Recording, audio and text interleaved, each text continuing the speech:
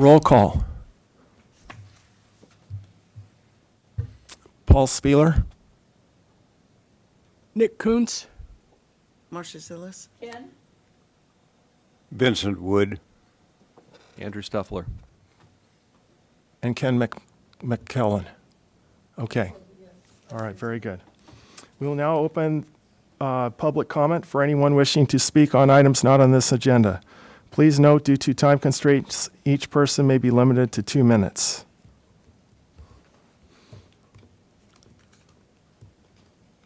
Is there anyone that would like to comment on anything that's not on the agenda? Yes.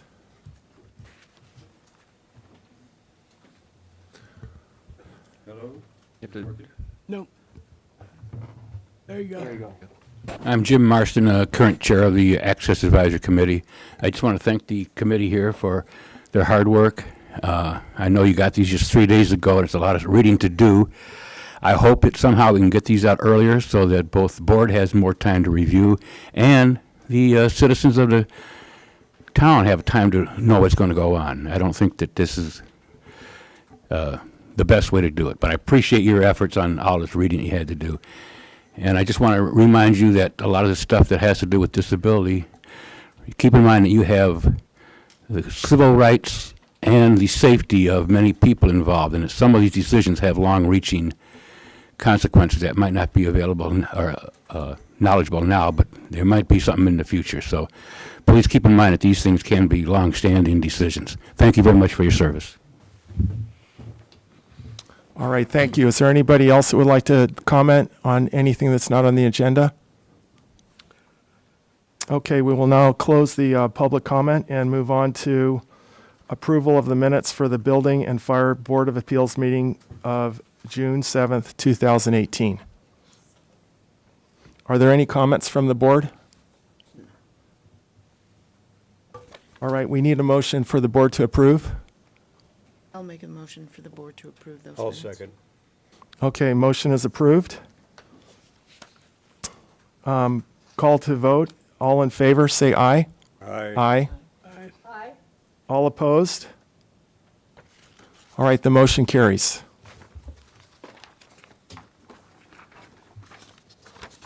Chair Spieler, Chief Building Official Stuffler, I feel I should disclose some potential conflicts and may need to recuse myself from a couple of agenda items if deemed appropriate.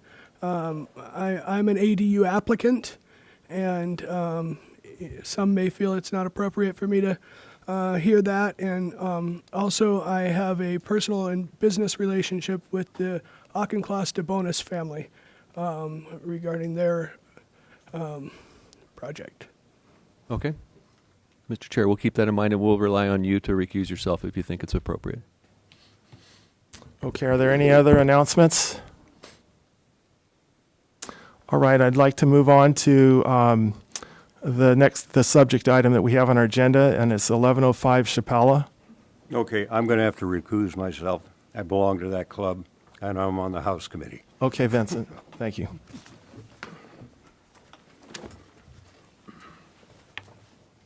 So I guess the staff is, could the staff present and advise of the standing motion? Thank you, Mr. Chair.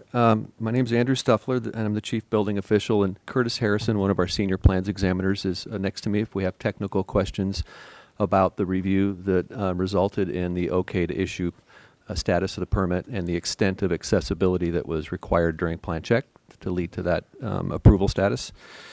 I'm going to stand by our staff report. We think the staff report documents the situation as we see it. Okay, very good. So the appellant, could you present your request? Right, I'm Addison Thompson, and this is John Durden, who's president of the foundation at the board. So the staff report presents the staff's perspective of this situation. I'd like to present the property owner's perspective and some background. Next slide, please. The mouse should work for you there. Mouse? Yeah, try giving it a click and see if that works. Okay, thank you. All right, a little bit of background. The Santa Barbara Club is a nonprofit. It's one of the oldest social clubs in the country, and we're limited in numbers to 200 people, so we don't have a lot of people that we can tap into for financial backing on these projects. The building that's under discussion was built in 1904. It's a historic landmark in the city, and it will soon be a federal and California federal register landmark. The project that we originally came to the city with was to provide a walk-in cooler outside the kitchen. We started this about a year and a half ago, and the walk-in cooler was suggested to us by our county health inspector as having been successfully used in other places in the county, and said it would be easy to get approved to install this, and that would preclude us from having to have the kitchen shut down for several months. So we hired Allen Construction, and they drew up the plans. We went to the HLC and were passed by the HLC in one meeting, and then we entered plan check. And it drug on with a whole bunch of different items being raised, and finally, when it got to the point where our Allen Construction rep was told that plan check wouldn't talk to him anymore, we had to hire a licensed architect. I asked Mr. Stuffler if we could sit down and discuss this across the table, and he very kindly agreed that we would do that. We did that in November last year, but after that meeting, he denied our request. And we went through 7 more months of more and more requests for structural information, and we even had to get structural data from the manufacturer of the off-the-shelf walk-in cooler. So we finally got a building permit in June of this year. I pointed out to Mr. Stuffler that private clubs are categorically exempt from ADA under federal Title III, and he agreed, and he said, but he only administers California Building Code Chapter 11. So we went to that to look at what we're required to do under Chapter 11. And there's some terms in there that if you meet a threshold amount, you can be obligated to spend up to 20% of the total cost providing additional accessible modifications. So we looked up what those definitions were, adjusted construction costs and valuation threshold, and it turns out that if we applied our original fixed price contract amount of $149,000, we would be obligated to spend almost $17,000. So we went back to our contractor, and lo and behold, when they ran the numbers, it more than doubled our numbers. And almost $100,000 of that was involved with accessible features that were added after we went in for our original building request. And we've spent almost $60,000 to date just getting through plan check with all the extra structural engineering and so forth that we had to do. So here's our issues. In the 114-year history of the club, there have been no known issues with accessibility. The main entry is from the parking lot. We have several members and their families who need accessible entry in wheelchairs, walkers, and canes. The path of travel from the parking lot was approved as an alternate accessible path in 1991, and if you want to look, I can show you the plans. This was the previous kitchen remodel in 1991, and it was approved by Jaime Limon as an alternate acceptable path. So if we had to build another path from the Chapala Street wall, we would meet the code, but it wouldn't serve anybody's needs because the club's a private club and we don't use that entrance, and we wouldn't use that entrance. The entry that's under question was originally put in there when this was a men's-only club, and that was the women's entrance, and there's stairs leading into the backside of the building. Since this has become open to everybody, we only keep that gate locked. It's never unlocked, and it would remain locked even after we built a ramp.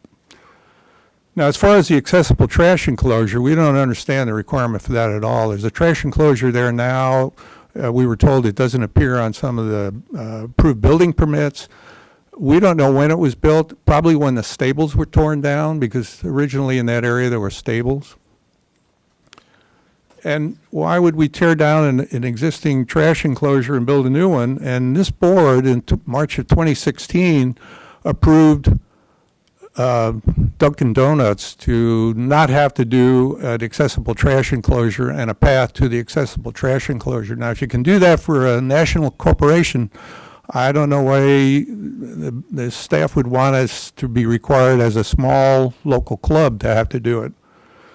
We think it's an unreasonable hardship to be required to do these mods, since the original 20% of the threshold or adjusted construction cost was only about $17,000, and this greatly exceeds the 20%. It's about $100,000. When we go to the California Building Code and look at what an unreasonable hardship amounts to, it asks 5 questions. So the cost of providing access, if you add up all the things which we got from our contractors, $91,000. All construction contemplated originally was $149,000. The impact is that it may cause cancellation of the project because, as I mentioned, we only have 200 members. We've gone out for donations to raise $149,000, but we will not be able to go out and raise an additional $340,000 on top of the $60,000 we've already spent. So it may cause us to have to cancel the project. The nature of the accessibility which would be gained is nil, because we would keep that gate locked, and nobody uses the gate now, nobody will use it in the future. And we already have an accessible path from the parking lot. And as we talked about the nature and use of the facility, it's a private club, private facility, not open to the general public. And it's much like our own homes in that regard.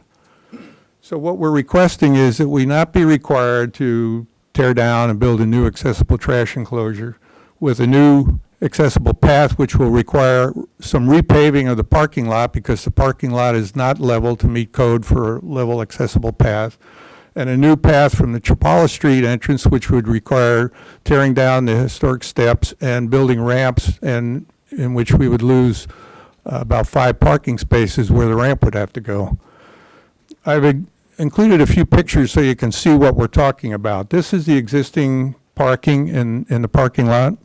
This is the historic accessible path to the club main entry. And this was approved by the city in '91 as being an acceptable alternative accessible path. This is the gate we're talking about, and if you notice on the left, there's a picture of the lock on the gate, and if you look closely, you'll see the cobwebs on it. We never move that lock, remove that lock because of security reasons. This is the parking that would be displaced. Now this is the trash enclosure as it exists today. If we were to do what's being requested, we'd lose all that landscaping. We'd have to tear that trash enclosure down. And this is the one you approved in March of 2016 for Dunkin' Donuts, and we think we deserve at least that much. So that's it. Unless you have any questions, I'd be glad to answer questions. And if you want to look at the 91 plans, I brought them out of our archives. I'd like to turn it over to John Dourdan at this point for a few closing remarks. He's the president of the foundation. Thank you, Addison. My name is John Dourdan, and I just wanted to kind of support Addison's comments here in the fact that the club is not a public access club. It's a private club. And the fact that it's been in existence for 114 years, and we've had a number of handicapped members and guests of members who have used the club successfully during that time. We anticipate that going on the way it is now. We think that the enclosure, the trash enclosure, is not necessary because in our job descriptions for all of our staff and kitchen staff, people who have any kind of a handicap are not required to go and empty the trash or do such things. So we simply handle that in a different way. And as Addison says, this board has actually previously granted that kind of relief to Dunkin' Donuts. And with that, the last comment that he made was that we also think that if we're required to do this, it exceeds the California Building Code requirements for the amount of money that must be spent relative to the original project. So those are our reasons for seeking the request that Addison has mentioned. Okay. Thank you. All right, thank you very much. I have a question. Yes. Yes, sir. Understanding that your club is private, do you ever rent out the facilities to the public? Only if they are sponsored by a member.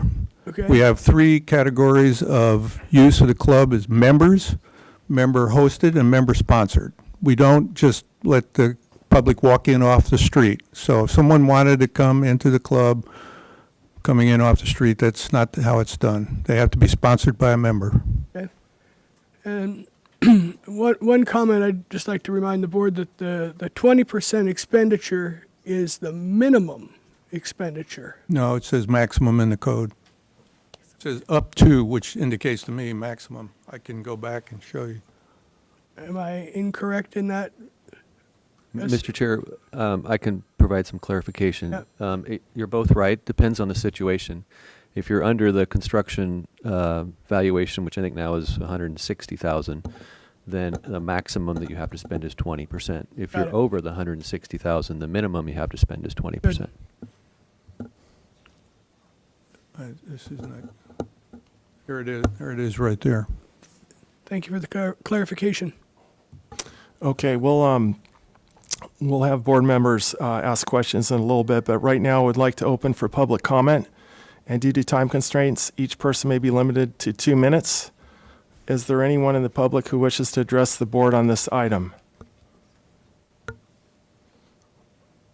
Yes, I have a question. I'm not sure the legality of this statement, but I think that if you allow the public to come, not off the street, but invited by members, that is public use, which takes it away from being private. But I'm not sure. Andrew, can you address that issue? I'll address that issue at the direction of the board, should the board Okay. want me to do that. And, okay, thank you. I'd like to know the answer. Mr. Chair and board members, for this particular site, this question came up. We actually approached the state, who writes the accessibility code, and asked them for their interpretation on this. They called the club and asked if the club was available for rental for a wedding. I think it was the example that they used, and they were told yes. There are caveats. They weren't told they had to have a member, but we've sponsored. But we hear that. But it is clear to us and the state that someone can use the facility and invite people in from the public as long as they're sponsored by a member. In our opinion, that was a public use, and that's an interpretation, so that's something that you can give us direction on. If I could respond to that, in our way of looking at it, it's no different than inviting people to your home. This is a place where we go to socialize, to eat and meet people. You can invite people to your home at your discretion, and it's not open to the public. And this is not any different. All right, thank you. Are there any other, is there anyone else in the public who wishes to address the board on this item? Looks like we have a hand in the back. Yes, would you come up, please?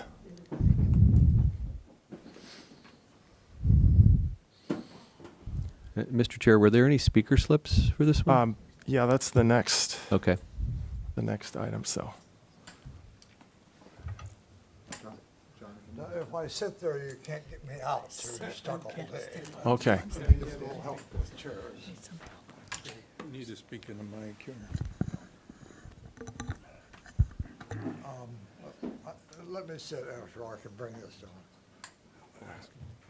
I can't stand very long either.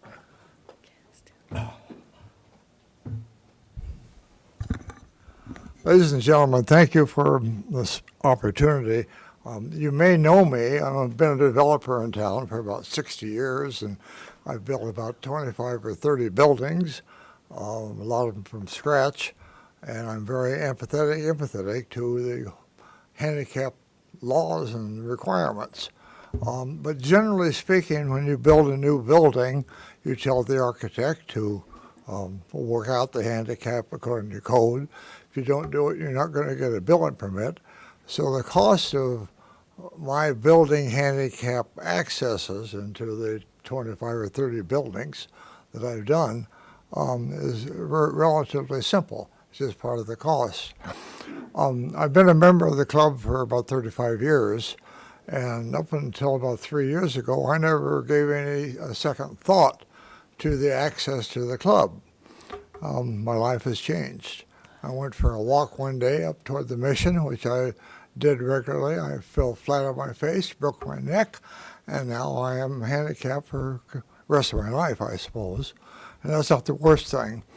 The interesting thing about the club access, let me back up just a second. I have a lot of my friends, feeling sorry for me, offered to take me out to lunch.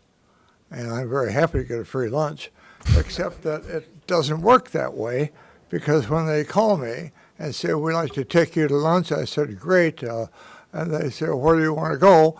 Well, I wanted to go to the Santa Barbara Club. It's the best access of any club or any restaurant in Santa Barbara. It is so easy for my friend, whoever it may be, and this may cost 3 or 4 times a month. They're not members, I am, so I want to go to the easy access because I do get tired of curbs and other things that a lot of restaurants don't have. So go to the club and get out at the green, the hole through the hedge, and I'm 50 feet away from the dining room and from the tables. So having to go there costs me quite a bit of money every month going to lunch with friends. But it really is the most accessible to any restaurant in Santa Barbara. My wife also has a handicap problem, so we frequently go there just because they're getting in and out. The one thing in the plan that I have seen, I just saw that earlier, is some type of solution to bring the handicap off of Chapala Street, or for the handicapped person to go from the curb at Chapala up to that hole in the hedge. And that's the last thing I want to do, is get out of a car on the passenger side anywhere close to Chapala Street. It's just plain dangerous. I don't think I'd live much longer if I did that. So I understand the problem the club is having. It is a substantial cost to perform according to what some of the requirements are being asked. And I just say, hey, leave it alone. Leave it as it is. People can drive up. They can let me on the passenger side. I get out, walk around the car, and sit down and have a nice dinner. So I just hope that you can leave this in a way that's simple and has historically been the way we took access, have had access. And even before I was a member, I know many years ago, the front steps access to the club was fairly difficult for anybody to go into. So I always walked around the side, which is easy to do when you don't have a cane. But in this case now, the farther away I am from that hole in the hedge, I'll call it, the easier it is for me to go to lunch. And I don't mind if my friends get a free lunch off of me in the process of my doing it. So thank you for giving me 5 minutes to express myself. And now my son David, oh, here's my helper. I have to do this with you. Fine, thank you. This may help for you to put in geographic perspective what we're talking about. This is off of Chapala. We would tear down steps that are here, build a ramp. There's parking here right now where the ramp would go.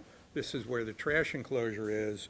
Currently, we would tear that down and have to build a new access path across the parking lot to get to it. So this puts in geographic perspective what we're talking about here. Okay. If this helps any. Yeah. Where's the hole in the hedge? Oh, right there. Perfect. Here he Okay. calls it a hole in the Right, hedge. that's right. As I showed you in the picture, Right, the I saw hedge that. is an archway. And this Chapala Street gate, that's in no way a fire access, No, a fire escape route, or anything of that nature? no. Okay. it's not. Okay, well, As I mentioned, it's been locked since the 90s. It used to be for women to come into the club when it was a men's only Right. club. So it's preserved for historical aesthetics. Right. all right, so I think that's it for the public comment, but I do have some forms here, so I think that's continued. So Jim Marstow? Marston. He did- Marston, he you already did. spoke, okay. Then I have Jerry William Beaver. That's who spoke. Okay, thank you, Jerry. And looks like that's it for public comments. So we will now close the public comment. And do we have a,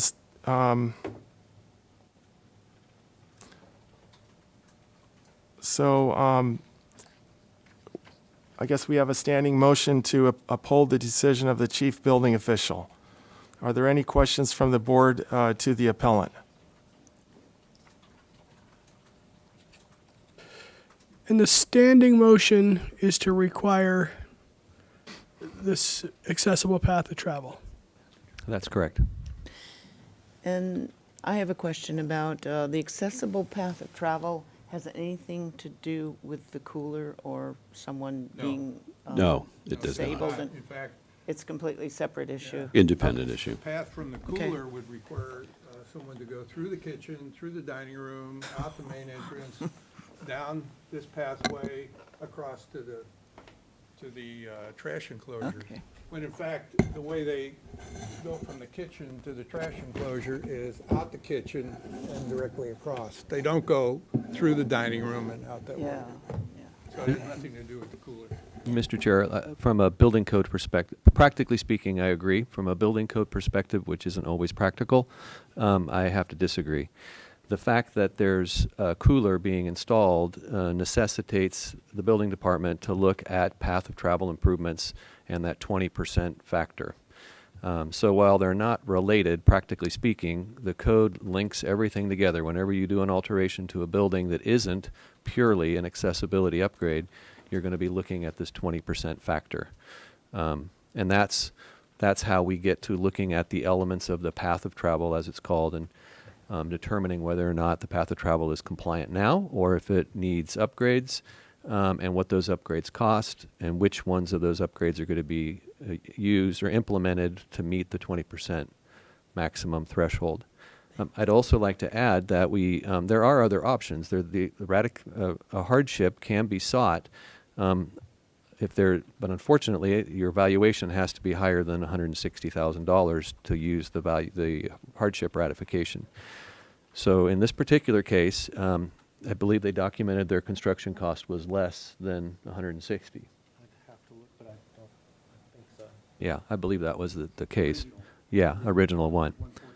So, so the question really is, to what extent, to meet that 20%, do they need to provide accessibility? Do we have any information on has a CASP reviewed accessibility here? Do we have the workflow or the accessibility checklist, the bathroom sufficiently wheelchair accessible? And We have all the documentation. The architect put together a complete disabled access summary, which includes all the features that need to be accessible did and the not see that costs. in the staff report. No, that's a standard plan check item. That's something we can make available to the board if they'd like, but we do, unless there's questions with that actual form and the values that are used, like we've sometimes seen people give estimates that aren't realistic, we don't usually include those in the staff report. Just to follow up on that, we got this estimate before we knew we were even going to be dealing with accessibility issues, so it wasn't a lowball estimate. Right. The normal checklist says the first item, priority-wise for accessibility, is from the main street, which in this case would be Chapala. But we have a historic building here, and we can't mess with the formal entrance on Chapala Street, which has stairs, and there would be no way to make that accessible without destroying the architectural and historical significance of that entryway. That's how we got into this ramp issue. I have a question. So when you have your functions, club functions, are the majority of the members able to park in the parking lot, or do a lot of them park on the street? The majority are actually able to park in the parking lot. There are obviously some events which do fill up the parking lot, in which case people carpool, they come in, they will drop people off and then seek Okay. a parking spot perhaps on the street or across the street. All right. I was just wondering, is it possible, maybe instead of adding the new ramp, which is expensive, what if an additional handicap parking stall was provided? That's part of what we've been required to do and planning to do, a van accessible parking stall. We right now have 2 parking stalls, and this would be a 3rd van accessible parking stall would be added as part of this project. I don't know how much that by itself adds to the cost. We didn't cost that out, but it's not free. Obviously, it's going to be Right. required as part of the part of the cost of the project. We have statistics on what those costs should be, don't we? Mr. Chair and board members, we do not provide estimates of cost in building and safety. We try to validate the ones that seem to be extremely Yeah. high or low, but otherwise, we don't do any cost estimating. I'm just thinking that I know it's not cheap to put in a handicap spot, and I'm wondering how close to their 20% max that space would be getting them. If they're already making accessible expenditures, that space may near their maximum expenditure anyway. So, Mr. Chair and board members, one of the decisions you can make, or directions that you can give, you can choose to not uphold the decision of the building official, right? So essentially find in favor of the appellant and direct us in building and safety to sit down and go over the accessibility provisions, and then you could give us the criteria that you think we should evaluate it by.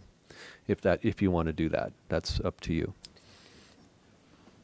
So just to, as I understand it, the cost of this is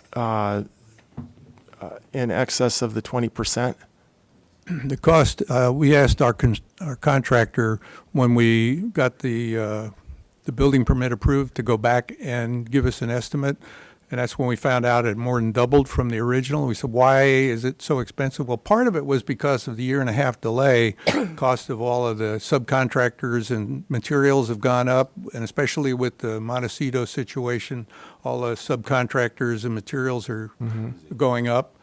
But part of it was that the ramp and the trash enclosure and the parking lot leveling work that would have to be done to provide an accessible path to this trash enclosure add up to almost $100,000. And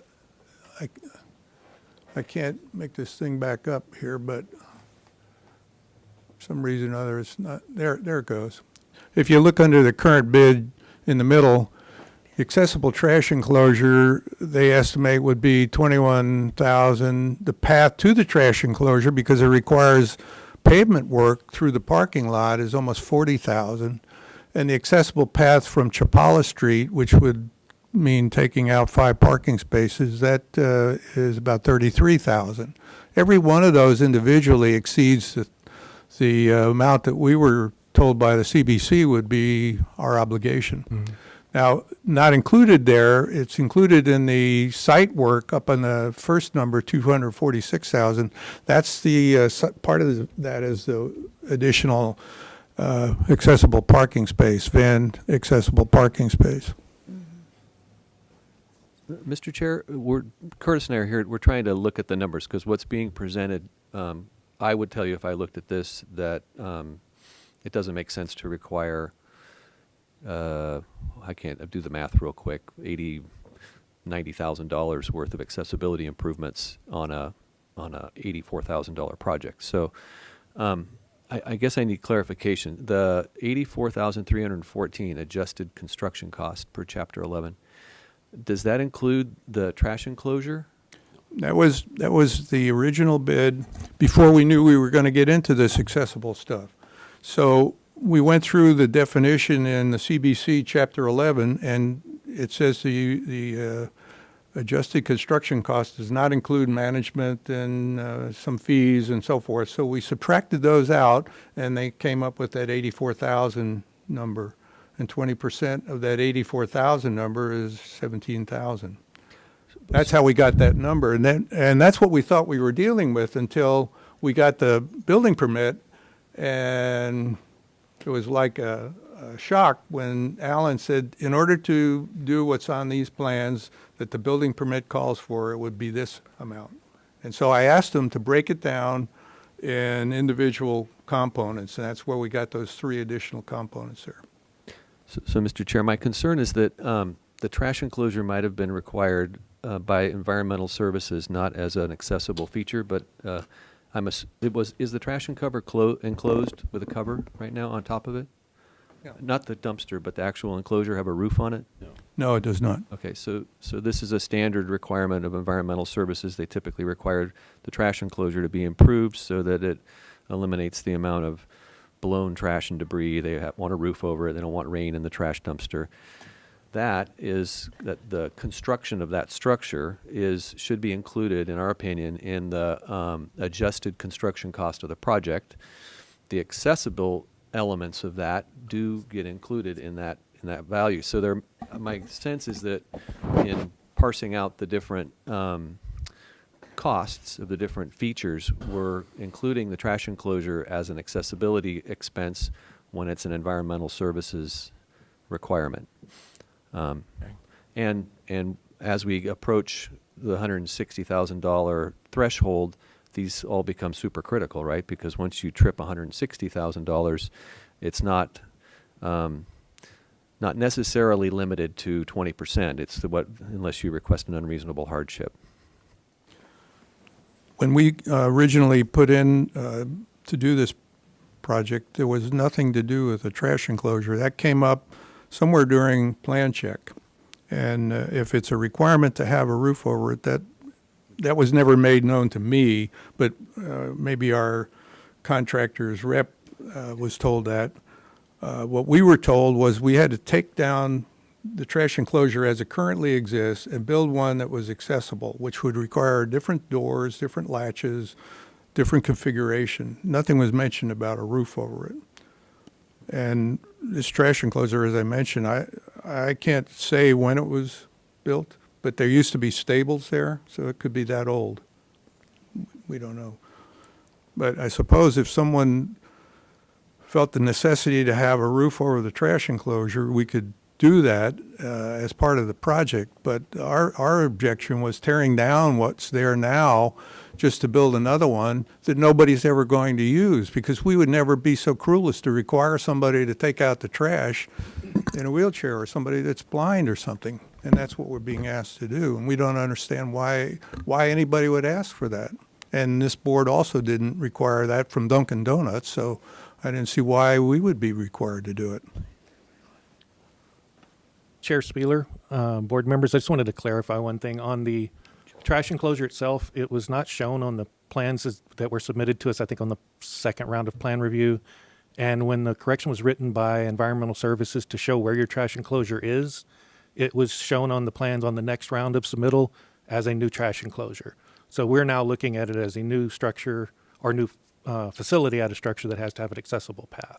So I just wanted to clarify the structure itself wasn't required to be accessible because it was already there. It was required to be there, and they showed it as they're going to put it in, or that it's already there and they're going to legalize it.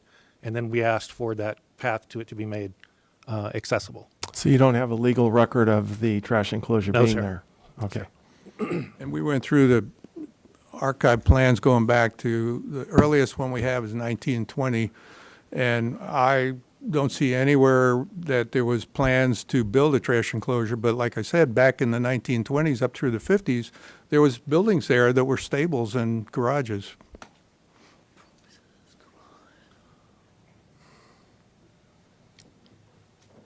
All right.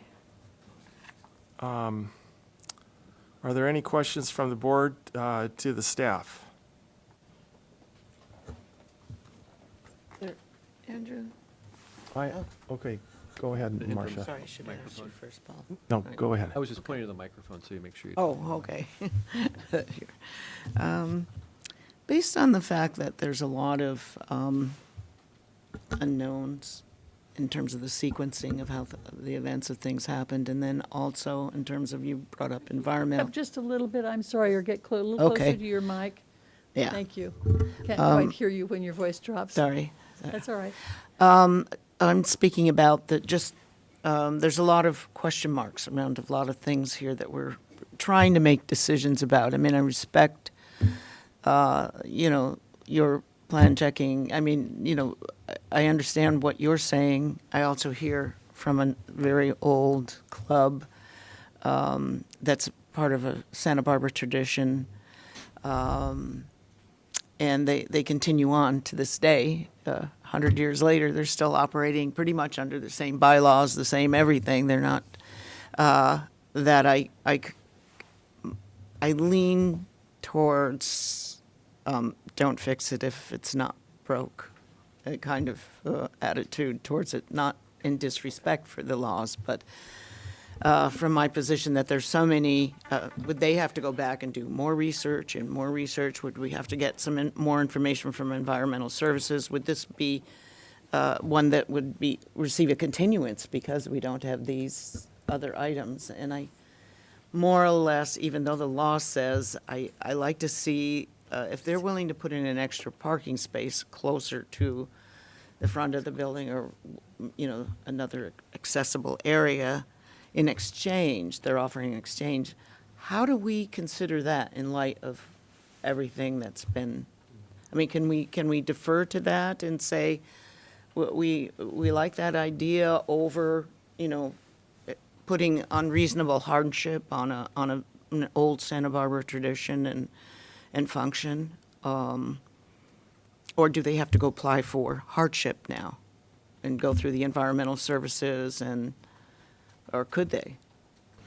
So, Mr. Chair and board members, the board has the option of continuing any item that they hear, and you can give specific direction to either the appellant or the city or both, that you want specific information when it comes back before you. So that's an option if you want to do that. If someone wants to propose a additional accessible parking stall in lieu of a accessible path of travel to an entrance, that might be more difficult to do because the code is going and the ADA are going to require us to deem the parking space an equivalent facilitation to the entrance, to having an accessible entrance. So that may be possible in some situations. It may be completely disconnected and impossible in other situations. So it's not like they assign a value, a numerical value or something to each element, and you just have to add up to a certain amount of value.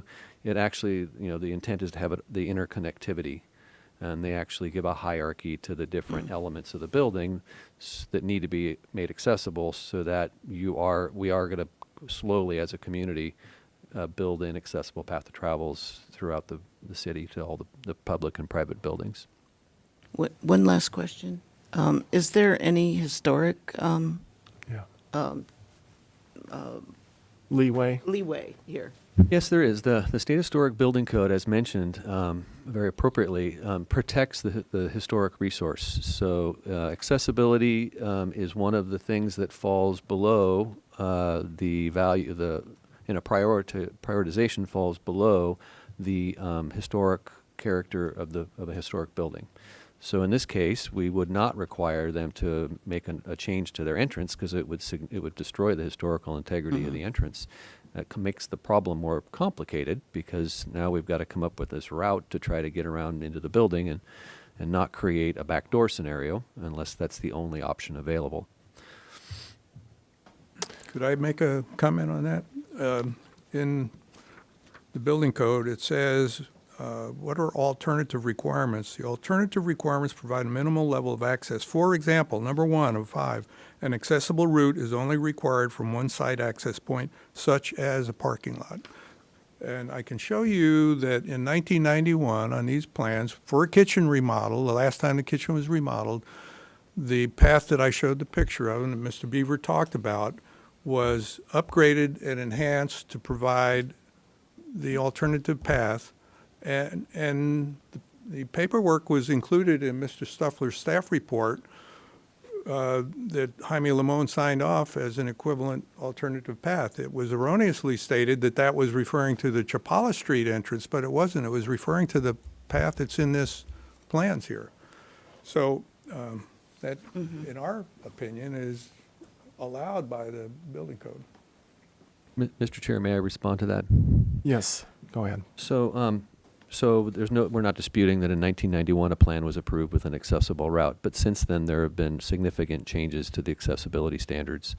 And it is the intent of the state of California, it's my understanding, it's the intent of the state of California to require projects that come in today to be evaluated to today's standards relative to path of travel improvements, regardless of what was approved in the past. So in 1991, we may have said, that looks pretty good given what the standards are now.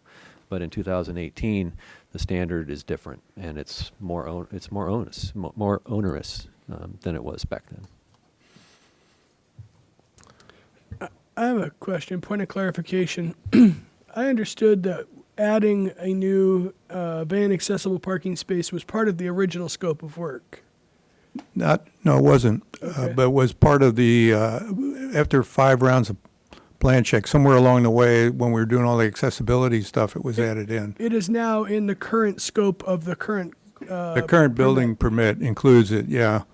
Yeah. It was added in, as I mentioned, during the year's worth of Right. back and forth. So I didn't think we were talking about requiring another. I was looking at the cost of that accessibility upgrade as perhaps meeting your requirement under the CBC. Yeah, we don't know how much that by itself would cost. Maybe not the $17,000, but it would be certainly a lot less than the $91,000 that the other 3 were. Yeah. So we haven't asked Allen Construction to give us an estimate on just the additional parking space. I don't know. Yeah. You were talking about the additional handicap parking space? Yeah. Yeah. Yeah.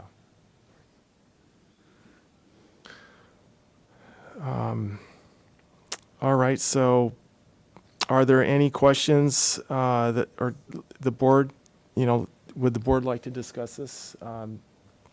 I guess I would like to make a comment on that. I look at the new ramp here. I'm not, just looking at this project, but it seems to me that an additional handicap parking space would be more useful than a new ramp. And also, we had Jerry came up and spoke and said that the back entrance is very convenient to use.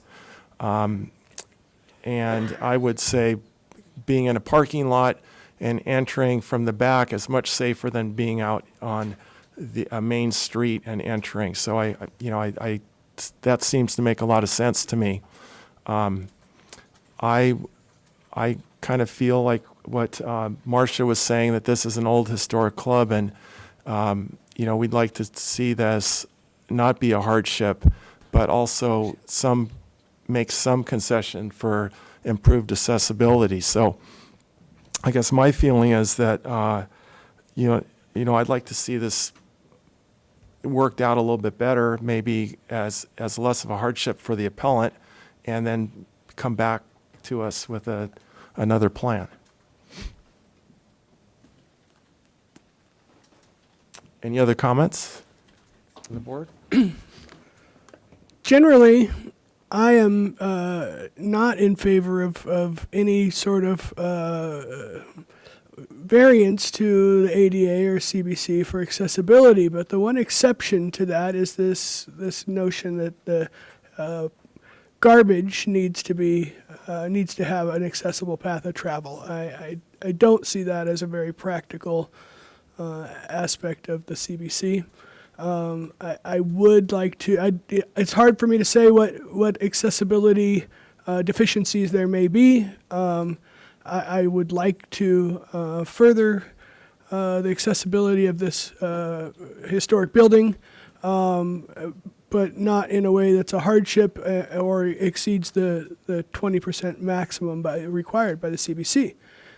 So I think I'm leaning towards Chair Spieler's idea that we would look at what other opportunities exist for improving accessibility for your club and your members within the 20% maximum. And I wanted to add on the the original trash enclosure that we're looking at is only about 6 feet high, right, with no top on it. So I think the trash enclosure would have to be, if environmental services required it, would have to be entirely rebuilt. And it's not just putting a top on it. And you'd need walls to support a roof and also to be able to lift up the lids while they're in the trash enclosure, but accessible for, so I'm also very stuck on the relationships. I'm out of my league in that area, but kind of like I said, trash bin, just kind of, and enforcing all this money for accessibility to a waste receptacle versus some people having access every day to, easier access to the club itself and the use and functions of the club, just reads better to my mind, as something that would really be better for them and better for the community. And I hate dropping the gong on a club that's been here for so many years and still operating, and the membership that you have and the way, it's a benefit to the community. I hate to shoo them away based on these kinds of costs. That's Okay, is there any more comments from the board?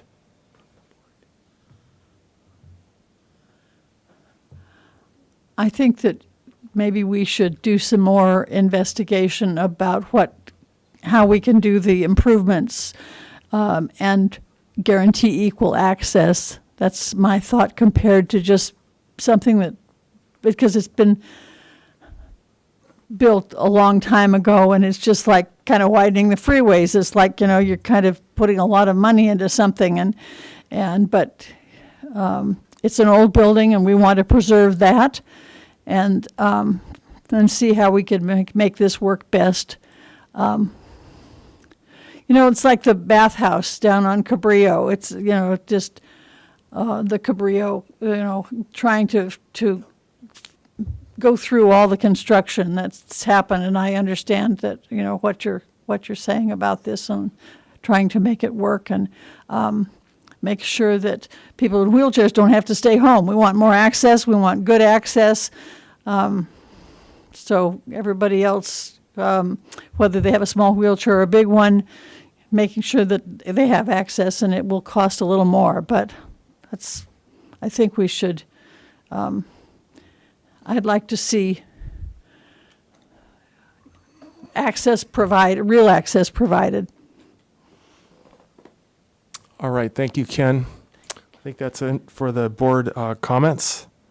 So it's now we need to call for a vote to uphold the decision of the building official. All in favor? All opposed? Aye.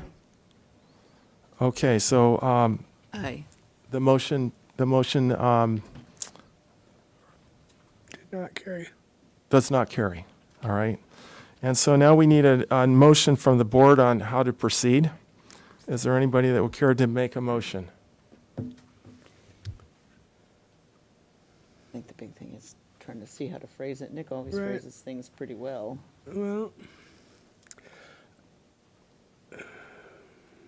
not always. I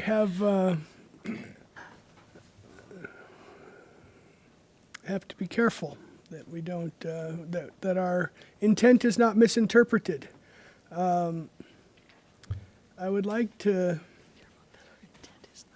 seek advice and some possible further direction from the chief building official on, can we ask that the appellant come back with some more details on the accessibility features that exist today and where the deficiencies are? Mr. Chair and board members, you can ask us to come back, the appellant and the city staff, with construction valuation figures for the different aspects, the different types of projects that are included in the overall project, kind of the sub-projects.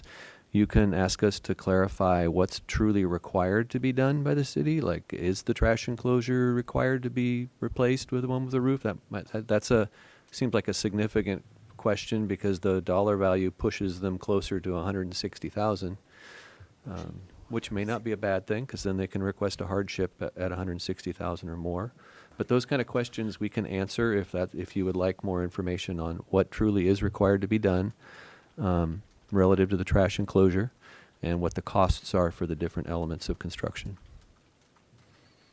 And with that, can we also see the accessibility status as it is today? The name for the checklist is escaping me. Maybe you can help me. They're our disabled access compliance forms. We can Correct. bring those for this project. Okay.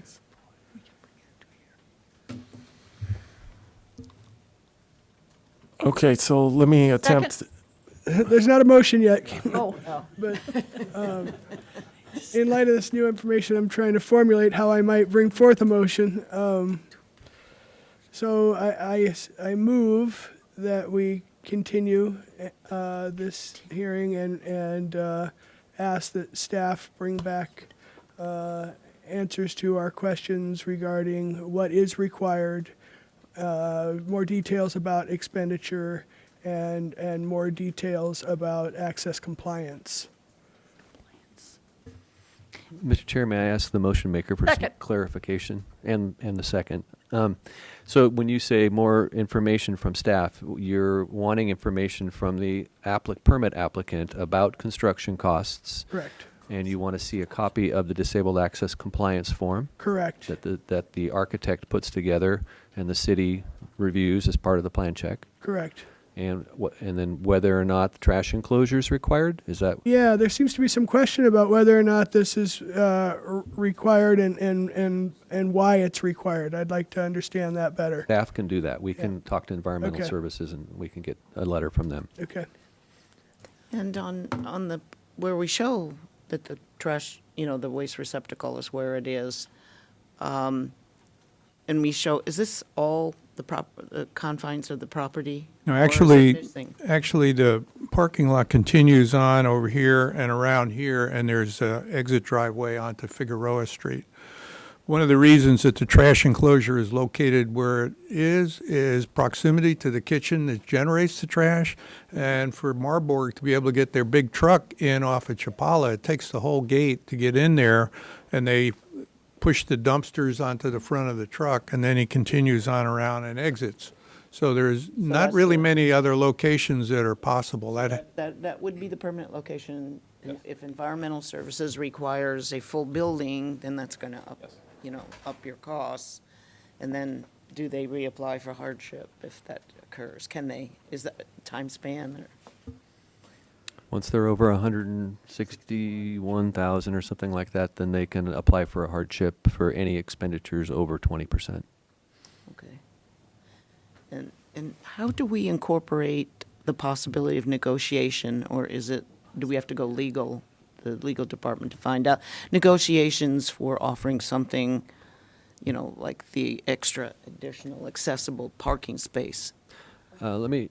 In Chair and board exchange. members, so some terms that you want to avoid are waivers, negotiations. What we're looking for is equivalent facilitation. That's the only basis by which we can approve something. Everything else is strictly prohibited in the California Building Code. Is equivalent mean that it cost, or what does the equivalent? Not by cost, Mr. Chair, by the functionality that's provided Okay. by the mandatory code requirement. So, for example, we heard about the depth of kitchen countertops and trying to make access to the outlets on the back walls behind those. And an equivalent form of facilitation was to put a device on the face of the outlet to bring the outlet close enough for people to be able to access and have it within that reach range, right? The code doesn't say one option is to add an extension to the box, but we made the determination that that is an acceptable alternative method of compliance. Do we have a motion? I believe we have a motion and a second, just as a point of order. Is staff clear on the motion that we need to? Yes, thank you. All right, so we have a second. Is there any discussion by the board for this motion? All right, I'd like to call the vote. All in favor? Aye. Aye. Opposed? Okay, the motion carries.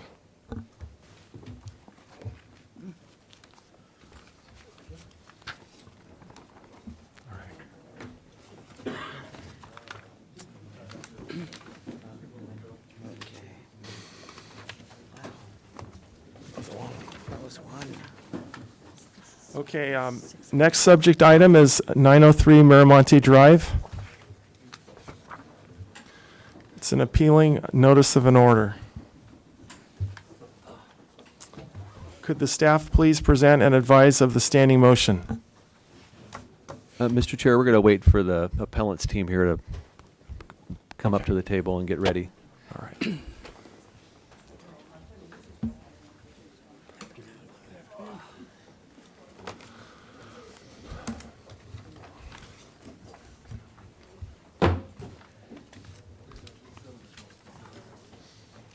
Things are done.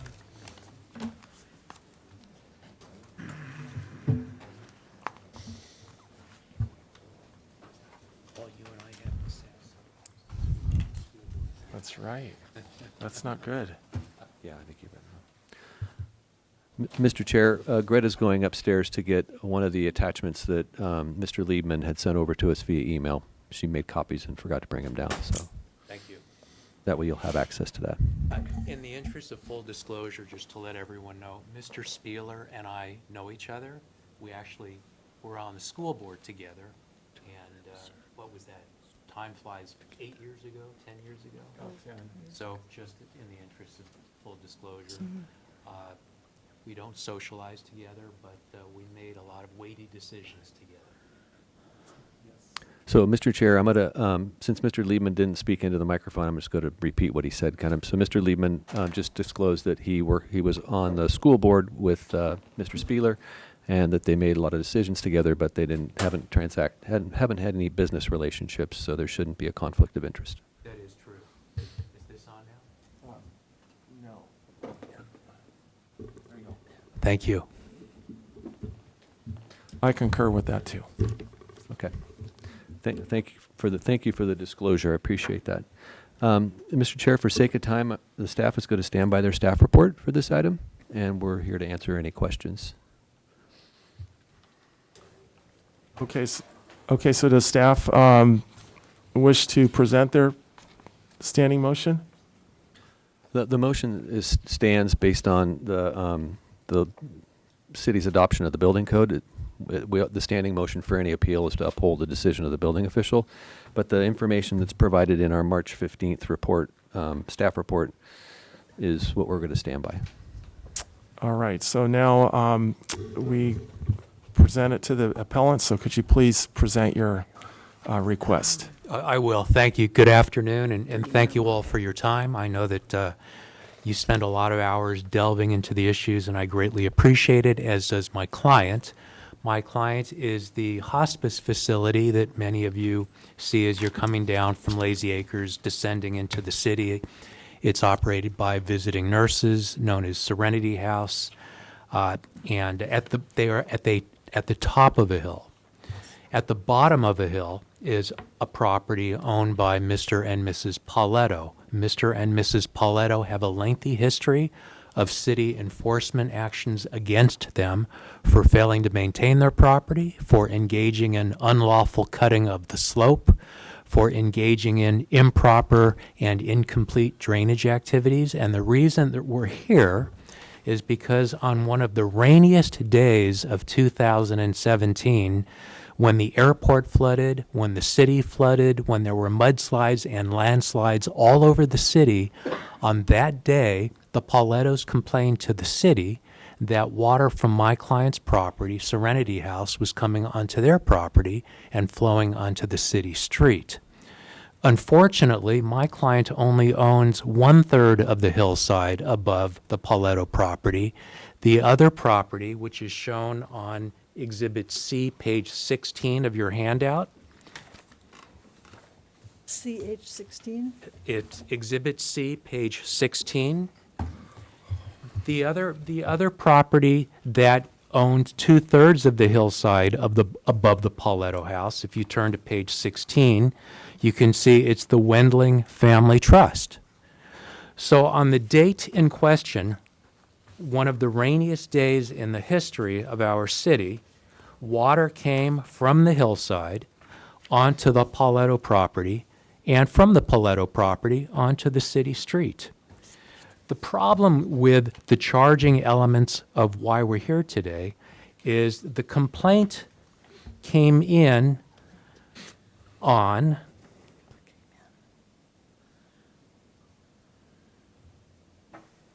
January 2nd. I'm sorry. The complaint was made on January 20, 2017. The city did not visit the site until the following December. I asked how the city could attribute a flow of water on January 20th, 2017 to my clients when the city did not visit the property until December 12th, 2017, almost 1 year later. I also asked how the city could attribute dirt that may have been on the city street Figueroa on December 12th, 2017, how they could say that that dirt originated from my client's property the prior January. There is simply insufficient evidence to charge my clients with what is being complained of here today. Really, we're here because this is a civil dispute between an uphill property owner, Serenity House, and a downhill property owner who refuses to take any responsibility for the maintenance of his or her property. When my clients undertook the construction of Serenity House, they hired a slew of top-dollar engineers, architects, hydrologists, and Mr. Hawthorne will address that in great detail. But they paid tens of thousands of dollars for a hydrology study. And all of the requirements the city imposed on Serenity House by virtue of this study were constructed and implemented. There were historic flows. We all know that water flows downhill. That's nothing novel. And the historic flows, however, were greater than what flows from Serenity House today down those very same hillsides. But unfortunately, we have a property owner at the bottom of the slope who likes to complain about Serenity House whenever it rains, but does not complain about any other neighbor and takes no responsibility for the maintenance of his property. So what I'd like to do is talk about for a moment the date in question. So if you look at Exhibit D, as in David, and let me give you the page, that's page 18 in your handout. The Newshawk article details what was occurring on the date that the Paulettos complained about water coming down the slope. The headline is, "Latest Storm Causes Flooding, Mudslides in Santa Barbara County. Santa Barbara apartments evacuated near Broadmoor Plaza.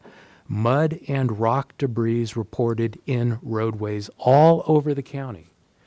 So the date in question is, there's nothing unique about my client's property except that water flows downhill. What is interesting is that this date was one of the rainiest days in question. Perhaps some water flowed from my client's property onto the Pauletto property, but we have no evidence of that. I would suggest that probably 2/3 of any water that came onto the Pauletto property came from the neighboring property, since if you look at the map, that's the only way it could flow. So on the date in question, we have this massive rain event all over the county. Then nothing happened until December 12, 2017, almost a year later, when the city inspector visited the site and is basing the charge on the fact that conditions wouldn't change over a year. Conditions having to do with water, conditions having to do with the flow of mud.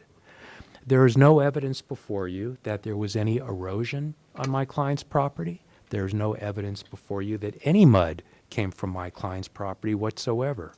There was no evidence that the mud in the street came from anywhere other than possibly someone dropping a load of dirt as they were transporting it to their home to place fill on their property. There are other issues in the charging element that have been addressed, and I want to talk about it. One is that there was a fallen tree that has been removed. It was an oak tree that fell down in the storm, and that is depicted in photographs 4 and 5 of the notice of violation. But if you look at Exhibit E, which is page 22, you can see that all that remains of the fallen tree is the large trunk, and all of the branches and leaves that were in the actual drainage device have been removed. So that situation has been remedied. With regard to the charge that we removed rocks near drain openings, no rocks were removed from drain openings. I saw the rocks, Mr. Hawthorne saw the rocks. If some of them have been obscured over the years by leaves, vegetation, dirt, that is not a code violation. The rocks that were placed during construction are present. Perhaps the most significant charge, other than the fact that it was our water that caused this dirt to go onto the public street, is that there is a metal mesh cover that the city contends was supposed to be constructed in a bioswale. And I didn't really know what a bioswale was until this particular case. But if you look at Exhibit F, which is page 24 and 25, it talks about what a bioswale is, and the reason that the city requires bioswales is so that stormwater is allowed to slowly collect and infiltrate and drain through soil so that contaminants and impurities are not placed into public streets, storm drains, and so on. What was placed in the bioswale is shown in the photographs that you see Exhibit L, and that starts on page 41.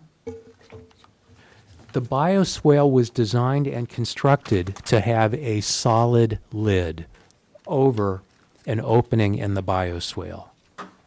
If the bioswale had a wire mesh opening, there would be no slow infiltration of water into the soils, which is the function of a bioswale. Mr. Hawthorne spoke to the engineer who designed the bioswale. This same gentleman told Mr. Hawthorne, and Mr. Hawthorne will repeat this to you, that he designed and intended and had constructed the very cover that you see in the photograph starting at page 41, a solid cover, because anything else would defeat the purpose of a bioswale, which is to allow a slow infiltration of rainwater through the soil to filter. And the particular system at issue here allows that water then to be collected in a cistern and then to be slowly discharged over time. So we have a situation here where the actual flow of water that the city contends my client caused, there's no evidence of that. There can't be because the city went to the site a year later. That's number one. Number two, the charging allegations that deal with violations of the plans, those aren't accurate. The rocks are there. The fact that a tree fell down, tree has been removed. The fact that the metal cover called for by the plans and the engineer was constructed and, by the way, approved by the city. So my clients have tried to be good neighbors. The business my client is in, it isn't really a business. This is a place where people go when they have no place else to go for the last days of their lives. This is not a for-profit center. This is a humanitarian center. My clients are our nurses, our doctors, our caregivers, they go out of their way to be good neighbors. They cannot prevent a neighbor at the bottom of the slope who should be maintaining his or her property in an appropriate way to do so. And I would ask you to look at page 35, which is Exhibit K, and look at page 35, 36, 37, 38, 39. This is the property at the bottom of the slope that is complaining about my client. These photographs document how the bottom neighbor maintains his property. This is not a property that anyone has taken any pride of ownership in. This is not a property that preventative measures have been implemented to deal with water coming off not only the property owner's slope, but perhaps my client's slope and the other hillside property. So if this individual has complaints, they can be resolved in court. I'm an attorney. I've handled many cases like this, but this is not a city matter. And it's really unfortunate that this property owner, who takes no responsibility for his lack of maintenance and tries to blame a facility that is caring for people during the last periods of their lives. I will answer questions after Mr. Oh, I'm sorry, sir. Yeah, in this Exhibit K, I'm looking at this, unmaintained piece of property. Is that on, that's not on your property, That's their property. that's theirs. And that's the way they've maintained it. Those were taken by me just a few months back, yes. Do you know where the property line is? The property line is up the hill somewhat, but keep in mind, most of what you're seeing is the trust property. If you look at page 38, we don't own anything shown in that property. The hillside, as you go up the slope, is owned by the Wendling Family Trust. So for this individual to complain that it's our water and our responsibility, if you look, are you at page 38, Paul?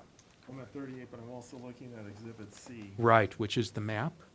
So, again, if someone wants So to... it does look like the corner, I mean, there's kind of a drainage valley here that kind of shoots right down to the back of that Paleto residence. Right, but if you look where their house is, and if you look how much of the Paleto property is downslope from the Wendling Trust, over... Right, here. So the situation is, if someone wants to contend that it was our water who caused some kind of problem, then a scientific investigation has to be undertaken to prove that it's our water. But this was not done. And when the city went out there almost a year later and took the homeowner's word for what happened, and you see how this homeowner maintains his property, it's simply unfair. Any other questions of me before Mr. Hawthorne addresses you? That cement structure there where the oak tree fell, whose property is that on? That is our property, and that is up toward the top of the hill. And so that's a catch basin for a storm drain? Yes, it is. That is actually a part of our cistern system. So that goes into a cistern? Actually, we let water slowly out of there from the cistern once the rain event is over. Okay, so that isn't a storm drain going into a public storm drain system? No, it's not. All right. I'll speak to that. If there are no other questions of me, I'll ask Mr. Hawthorne to address you just to keep things moving. I know you have a long day. Thank you.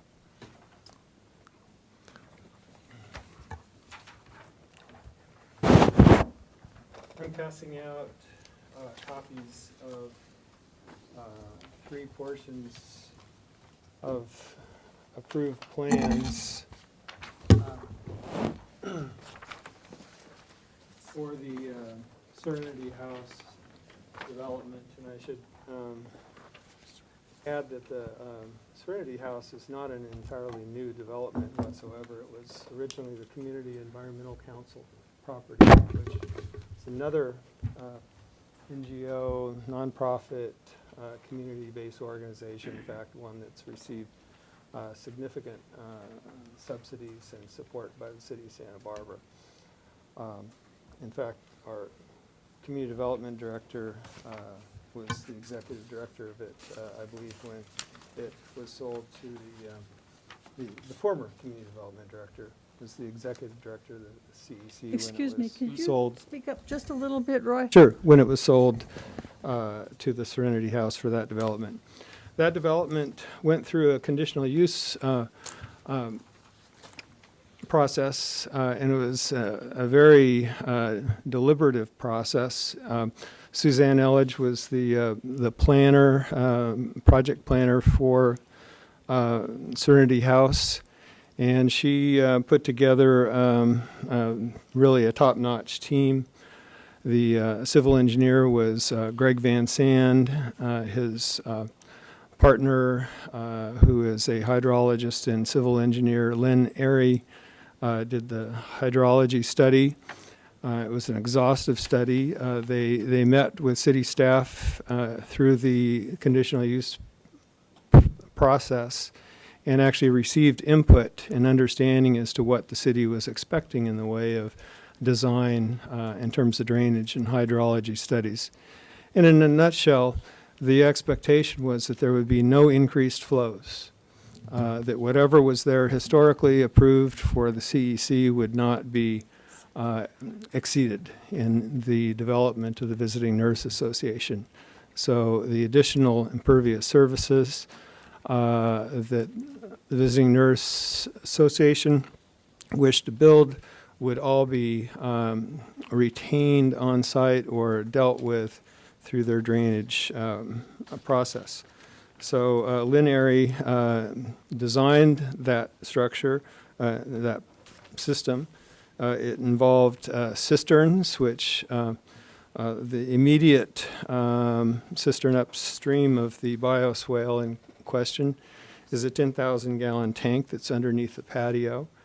And all the water that is retained in that structure is percolated out over a period of time such that it can be absorbed through the site and other features on the project. The concrete structure, which had the tree fall inside the basin, that's noted in a cross-section and plan on the second page of the handout. And it's essentially a small dam which collects the water that overflows from the bioswale up at the top of the hill. And it raises up and stores more water. And if it's a particularly heavy storm, it will flood over the top. There's a floodway, and there is a device which is essentially a manifold which spreads that water across the hillside through a pipe that's perforated that spreads and reestablishes a sheet flow condition. I'm sorry, Roy, is that manifold part of the overflow, or is that just the natural percolation of that? It's part of the design. Okay. And Is like- is it Sure. the design for the overflow? Does it Yes. take the overflow?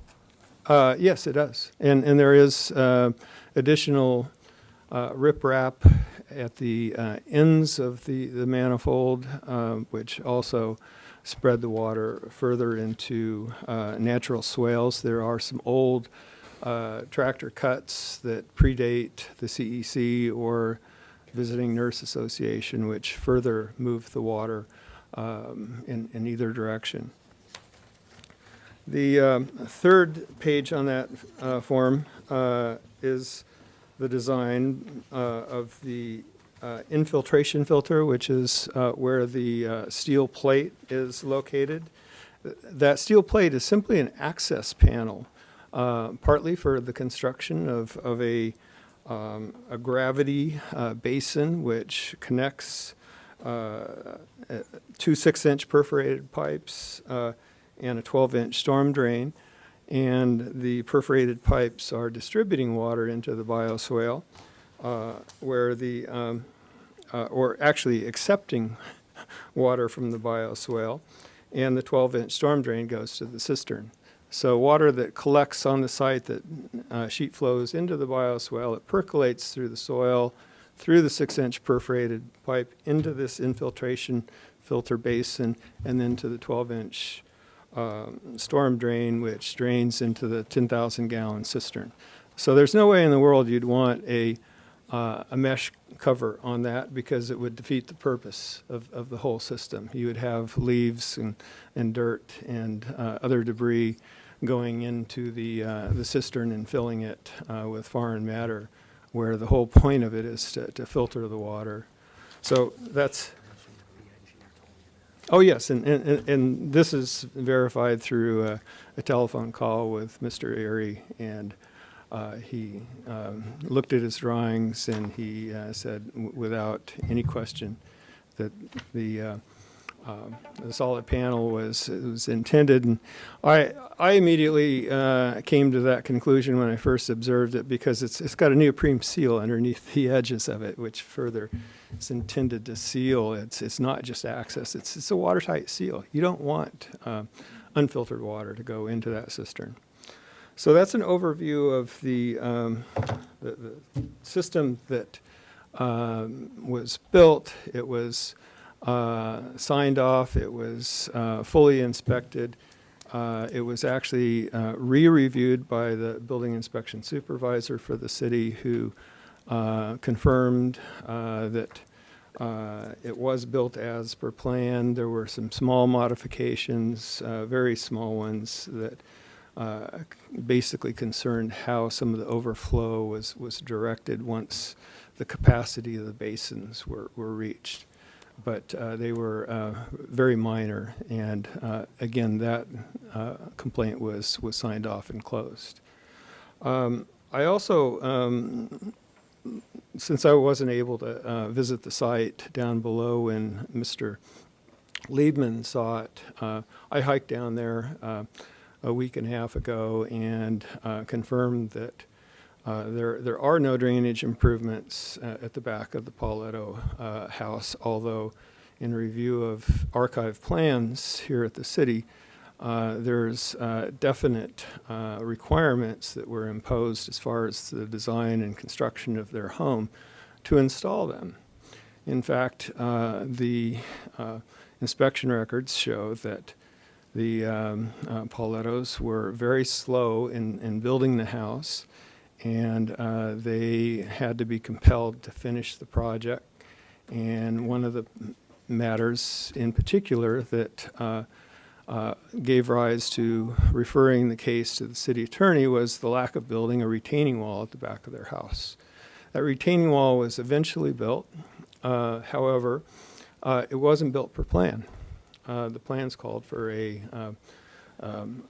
concrete CMU wall, and it had engineering design standards by Coast Valley Testing.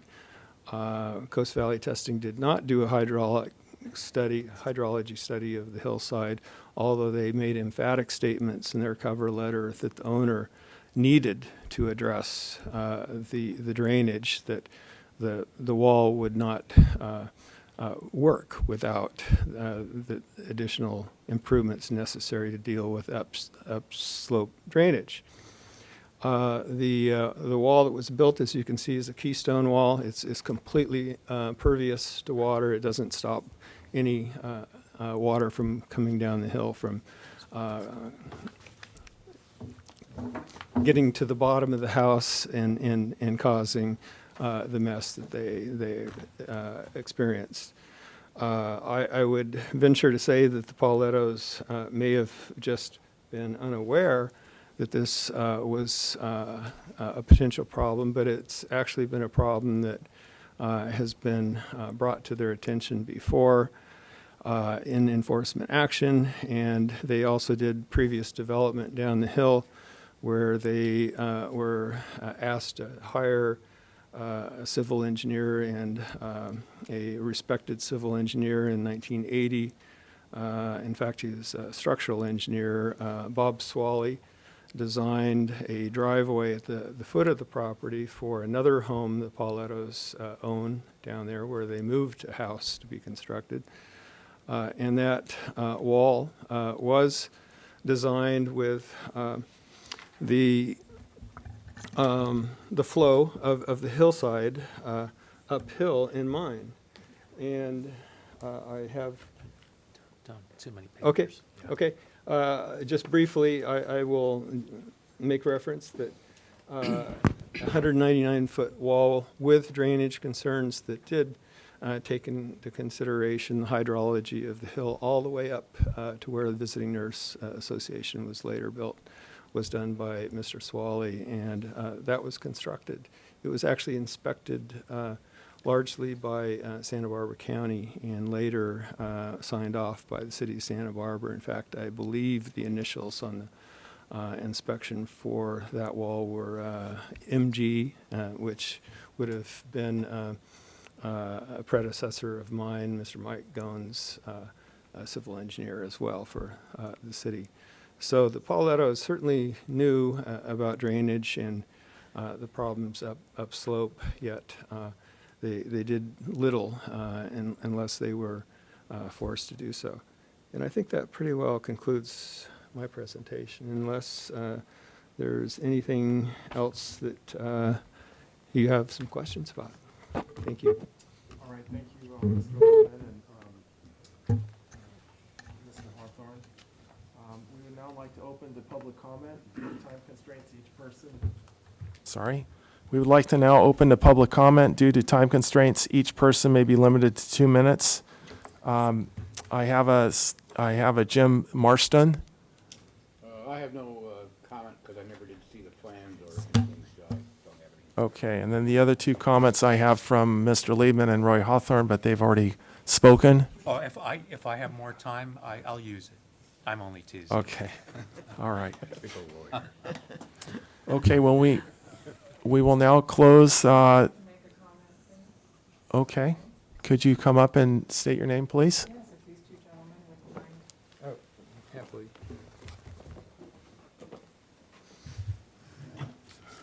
How do you do? Very good. Are you today? Good. All My right. name is Billy Paletto. I'm the treacherous person that owns the property at Okay. the end of Figueroa Street. I'm also a nurse. Right there. I work for Cottage Hospital, and they've been good enough to let me off to come here. As you can see in the photos, my husband has a bit of a hoarding problem, but his difficulties don't have anything to do with the water runoff that comes down the hill, since the visiting nurses have bought the property on Miramonte Drive when the Community Environmental Council owned the property prior to their purchase. We never had any water come down the hill whatsoever. And since the visiting nurses bought the property, and I understand that they do a wonderful job with the patients that they have there, and I appreciate that they do that. However, since they bought the property and they put in their big tanks and they release the water when it rains, and what happens is, since we've been in a drought since they have put their tanks in, every time it rains, and it has only rained a few times since then, but however, every time we get water in our backyard, and if you do put this off before your decision is made, I can bring you evidence, because we have gone up every single time it rains and have evidence from their water coming down the hill from their 10 or 12-inch pipe that they have, and the water gushes out of a pipe this big right straight down the hill into our backyard, and it comes right into the back of our house, hangs and makes the turn down our driveway and down the street and takes all of the topsoil with it down onto Figueroa Street. And every time previously, the visiting nurses have had the trucks come and clean up the street up until this last time, when their attorney told us that the only way that they would clean the street this last time would be if we signed a waiver not holding them responsible for the water coming down the hill, which of course we didn't do, and so we paid to have it cleaned up ourselves. That would be our backyard, not the entire street. So if you do need more evidence of the water coming down, we have plenty of pictures, we have film, and we have anything that you would want to see for every time that that has happened, and I believe it's at least 3 times. So also, the person that owns the property, which would now be Chelsea Pearson, which is on the other property up on the hill next to them, did not know about this, but I can guarantee you that she would be here because her property also gets flooded. It also gets sand coming down her hill, which floods across her property and goes down to the neighbors below her. There are sandbags that have been placed by the visiting nurses along her hillside to keep the sand up so that it doesn't cross her driveway and go down there any further. So I just wanted to explain to you that I used to be in fear because of La Conchita. I would think about how horrible that was, that all those people died at La Conchita, because I know a lot about saturation because Coast Valley Testing, Fred Best, who owned that, was the person who chose the spot for us to build our house because he said that that was a natural swale there. And he said that the way the water came down, he said it would be a perfect area because the way that it flows in a natural swale is a really good area. And so that's why we built our house in that area. We never had any problems whatsoever. And then, since this last flooding in Montecito, I can't even begin to tell you how scary that it is just thinking that the next time it rains that we're going to have water coming out of a 10 or 12-inch pipe directly aimed at the back of our house, especially thinking because we're in a drought. And so the amount of rain that we get is just a small amount. And thinking that, you know, when it finally breaks and we're going to be getting a lot of rain, the amount of water that's going to be saturating the hill that's not going to be able to go down into the dirt and is going to be runoff is going to be incredible as opposed to what it is now, and even that is incredibly scary. So that's basically all I wanted to say, and there's a lot of things that the attorney here wasn't truthful with. We've never, ever made a cut on our hillside that we didn't have a permit to do. I don't know where that came from, and if he can prove that we did, I would certainly like to see it. And all I can say is we try, you know, to be good neighbors, and other than that, I'm sorry our yard looks like it does, but I'm working on my husband. I've been working on him for many, many years, and he actually even collects cardboard boxes right in front of my front door, so that's all I can say. So I hope that you'll give us the benefit of trying to show some evidence, because it's really scary living in that house now with all that water coming down. Thank I you. got you.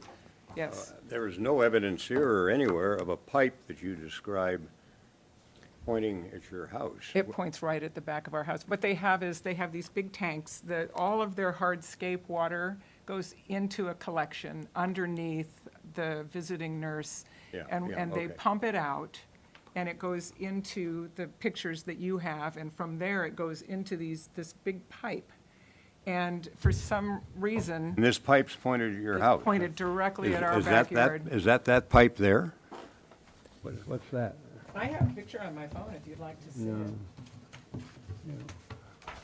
No, it's not, because there's no thing at the end of it. The pipe that comes out, oh, there's my backyard. The pipe that comes out is just a big, huge. No, it's not anywhere in there. Massive, it doesn't have anything over the end of it like that. Mm-hmm. So it's just a big pipe. Mr. Chair, could I ask the property owner here to look at photos 11 and 12, which are on the next page right there? Whoop, just flip it over. Is that the discharge pipe that you're There. speaking of? No. Okay. Thank you. I was just trying to, I'm not sure. Yeah, what's that 12 coming out between two boulders there? I don't know, can I look real quick here, or? It'll only take me a minute. I have so Oh, many there it is pictures. over there. just as a advisory to the chair, we have 45 minutes left in the room. We have All right. this item and 2 more to be heard. So, Well, I think that makes pretty important thing to know, how you make a decision here. Yeah. There's a pipe. I'm sure, water I know directly. I would like to respond to some of the testimony, and it looks like Mr. Liebman would Okay. like to also. Right. So, Oh, yes. Thank you. Oh, is that Mr. Lieberman? Oh, how do you do? Good afternoon. I'll be brief. You have 2 minutes. All What's right. that? You have 2 minutes. Okay. There is no giant pipe directed to the Paletto property. The drainage system is as shown in the photos that you have. If the Palettos have complaints about my client, this is not a city matter, it is a civil matter. The matter before you is set forth in the notice of violation. That is all we're charged with. And we have addressed each of those issues. If there are other issues that fall outside the notice of violation, those are not before you and those are not to be addressed by you. And if the Palettos contend it's appropriate for them to not maintain their property and blame my clients for water that has come down only 3 times since the visiting nurse facility was completed in 2011, that's something we can deal with. But when you look at what is in the notice of violation, there is no evidence to support the claims made by the city. There is no evidence that we have not complied with the building plans. Everything that we were told to do, we did. We attempt to be good neighbors. However, sometimes there is no pleasing neighbors, and that's unfortunately what we're dealing with here. Again, that doesn't make me right and the Paletto's wrong. It just means that sometimes, no matter what you do, it's just not enough. And with that, I think I'm done, and I know that Andrew indicated he had some things he wanted to mention. I know time is short, so thank you again. Mr. Chair, can I provide some rebuttal to some of the testimony? Yes, please, Thank you. Mr. Chief Building Official. It's, 20-some years, it still sounds odd, doesn't it? Yeah. Anyways, first off, I want to acknowledge Mr. Liebman I have a lot of respect for him. He's an extremely accurate attorney, and I really appreciate his critique of our notice of violation. In fact, as he was speaking to you, giving testimony, I was looking at how we wrote our violation, and I agree. There's no way the city can substantiate that water discharge onto downhill neighboring properties or the public right-of-way was a nuisance without being out there taking pictures at that time and having evidence of the actual nuisance. We received that information verbally and through pictures from neighbors, but not ourselves. We didn't actually have evidence for that. That said, our concern is that there was a system designed by a civil engineer, stamped, sealed, approved by the city, installed, inspected, and now when we go out to investigate a claim of loss by a property owner below or damage from a property owner below, we find the system's been modified. Not hugely modified, but modified to the extent that we need a civil engineer to revalidate that the system is going to function as it was originally designed or as it's been altered. Those elements that have been altered, I think Inspector Michelson's done a good job of identifying what those specific elements are. There was a requirement, I think in some of the pictures you've seen, let's see if I can find them on the notice of violation photos.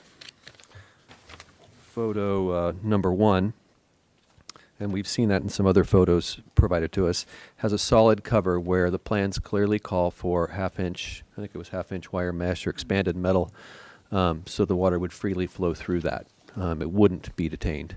Now, it may be that through the course of the history of that property, someone determined that really that should be solid cover, but that is not how it was permitted when we permitted it. That should be, in our perspective, per the approved plan, it should have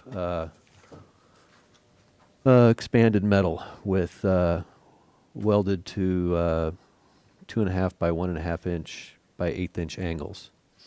So that's something that needs to be addressed by a civil engineer, in our opinion. Yeah. And that's also, Mr. Wood's showing me the picture from Mr. Liebman's.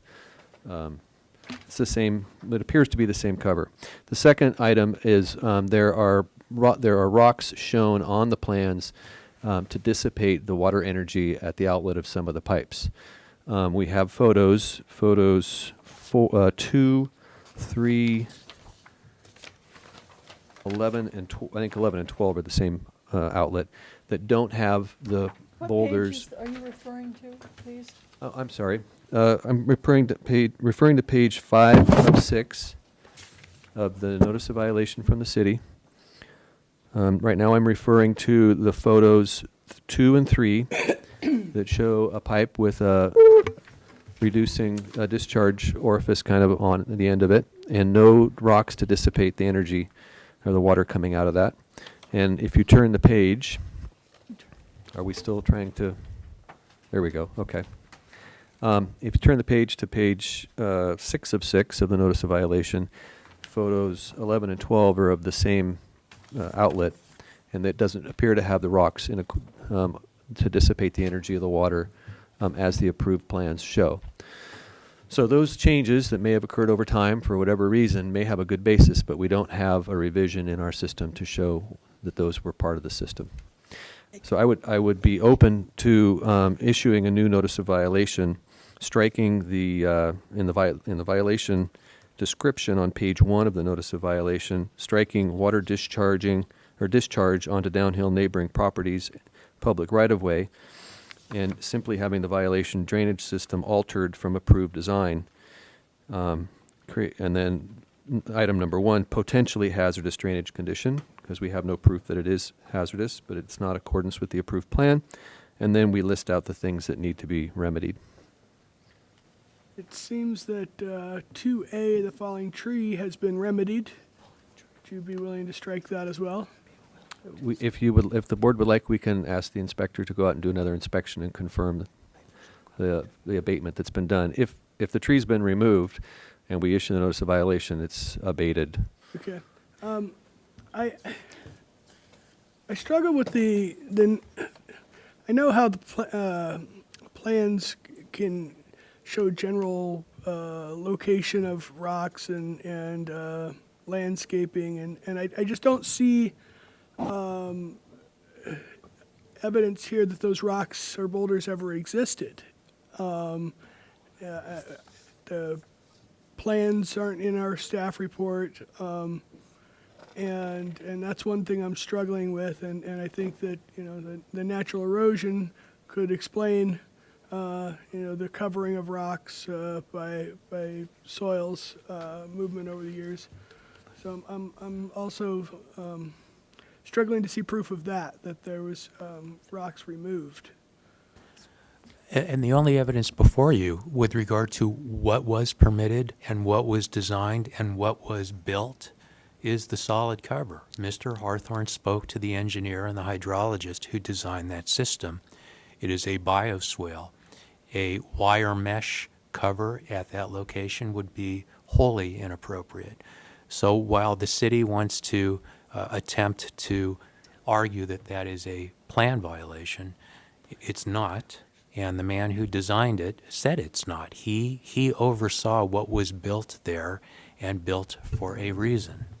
And that is a bioswale, and an open cover and a bioswale would defeat the purpose. So I am not in favor of a revised notice of violation. If the board feels that the solid cover is a violation, I think then make whatever ruling you're going to. The other charges you heard Mr. Stuffler say should be dropped with regard to nuisance Right. or flow of water. I think we have to move this on, Mr. Liedman, so we're kind of closed for public comment now. I'm sorry. Thank you. And I'm sorry, but we have to get this going. But so we're going to be closed for public comment. Mr. Steffler, so are you revising your standing motion that we can then vote on? No, Mr. Chair and board members, you have to vote on the standing motion first. I'm just All right. offering an option. Are we ready to vote? Okay, we have a standing motion to uphold the decision of the chief building official. Are there any questions from the board to the appellant? Do you have a change order for that, or some form of approval between the designer of that bioswale and the change from the cover? We have a letter that's attached to my brief from. Brief in here. But that's- that said, things must be done before we issue the C of O, Certificate of Occupancy, Occupancy. and then that was issued. And the system was already built by that time, so that tells us the city thought everything was acceptable. Any other questions to the appellant? Okay, are there any questions from the board to the staff? I have some, but anybody else? So the way I see it, the plans did require a half-inch mesh screen cover, but later on, a hard, solid cover was put on, and that was never approved. It was, not per plan, so I'm hearing from the staff that they would like to have an engineer review that, an official document, basically saying that is part of the design. It seems to make sense what you've presented, but I think a civil engineer needs to look at it and make sure that's the intent of the drainage system. It seems that, we have erosion, water flows downhill, rocks get moved away. So the importance of these rocks in front of these pipes is it's called riprap, and it's energy dissipation. So the water just doesn't gush out. It hits the rocks, and it helps reduce the erosion from this water. It slows it down. And I with the storms that we have, rocks will move, vegetation grows over time, fills things up. So I think that it's, from my standpoint, maintenance program is very important. And because we have reports of this from neighbors that water is coming onto their property, I think would be prudent to have an inspection of this system and maintenance. So I'm in favor of upholding the motion from the staff.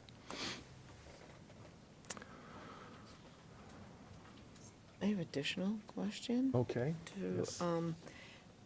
What I understand, Mrs. Paletto was here. Marcia, please speak into the microphone. Okay.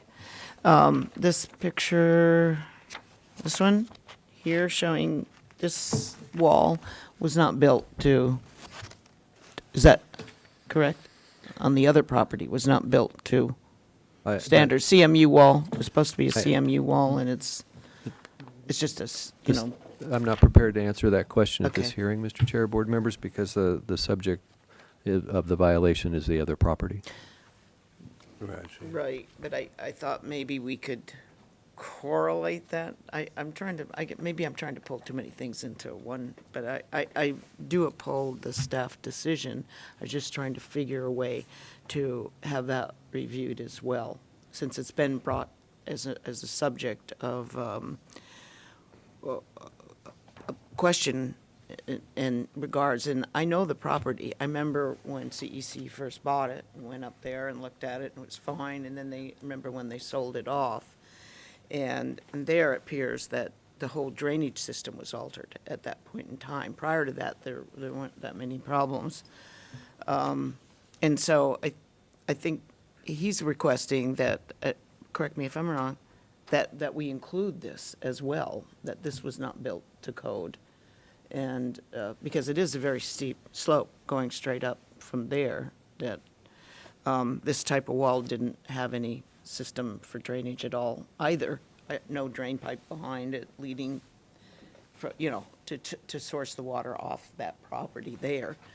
So it seems like we're dealing with the issue, original issue, and then you're requesting that we have this reviewed as well? Is that what I understand? Or No, not? Ms. Isles, I'm just pointing out that the downslope property owner did not build what they Okay. were supposed to and have not maintained their property and have created their own issues. Okay. Thank you. And Mr. Chair and board members, Isles, that point has been brought to our attention. I was talking with Inspector Michelson. We believe there's a code enforcement case on that property already. I'm not exactly sure, but it has been brought to our attention, and if there isn't, there will be, Okay. given the testimony we received today. Thank you. I have a question. That, in order to uphold the staff recommendation, but you mentioned modifying one part of it. Now, what, would you go over that again? That first paragraph you were gonna, Mr. Chair, board member Wood, so I would not recommend that you uphold the decision of the building official because I believe there's an error in our, the text of our violation description on page 1. that's what I thought you said. As an option, if you do want to uphold the drainage system, if you want to see the drainage system on the visiting nurse's property, the changes of the drainage system on the visiting nurse's property to be legally approved and maintained properly, then I would strike from page 1 of the notice of violation under the section called violations the words water discharge onto downhill neighboring properties / public right of way, and thus limiting the violation to drainage system altered from approved design. Okay. And that would be limited to the rock issue that you stated earlier and the solid cover. Exactly. Okay. And the leaves and the swale, and if the dirt has filled in, and that swale still needs to be functioning, correct? The bioswale. Correct, but the violations that were cited by Mr. Michelson were limited to the items 1 through 3, and item 1 is really a potentially hazardous condition, so we're really going to be focusing on items 2 and 3. Has the fallen tree been removed and the water course, drainage course made unobstructed? Does the rubble river rock that's been removed from the discharge openings, has it been replaced in accordance with the approved plan? And likewise for another drain pipe that's shown as item C under number 2. And then how are we going to, what's going to be the solution for number 3? Are we going to see approval from the design engineer to install a solid cover, or are they going to say, no, it has to be as per plan? Okay, so as I understand, we're going to strike number 1 from the notice of violation, and we're really going to be voting on approving number 2 and number 3. That would be acceptable. Okay. Are there any more questions of the board to the staff?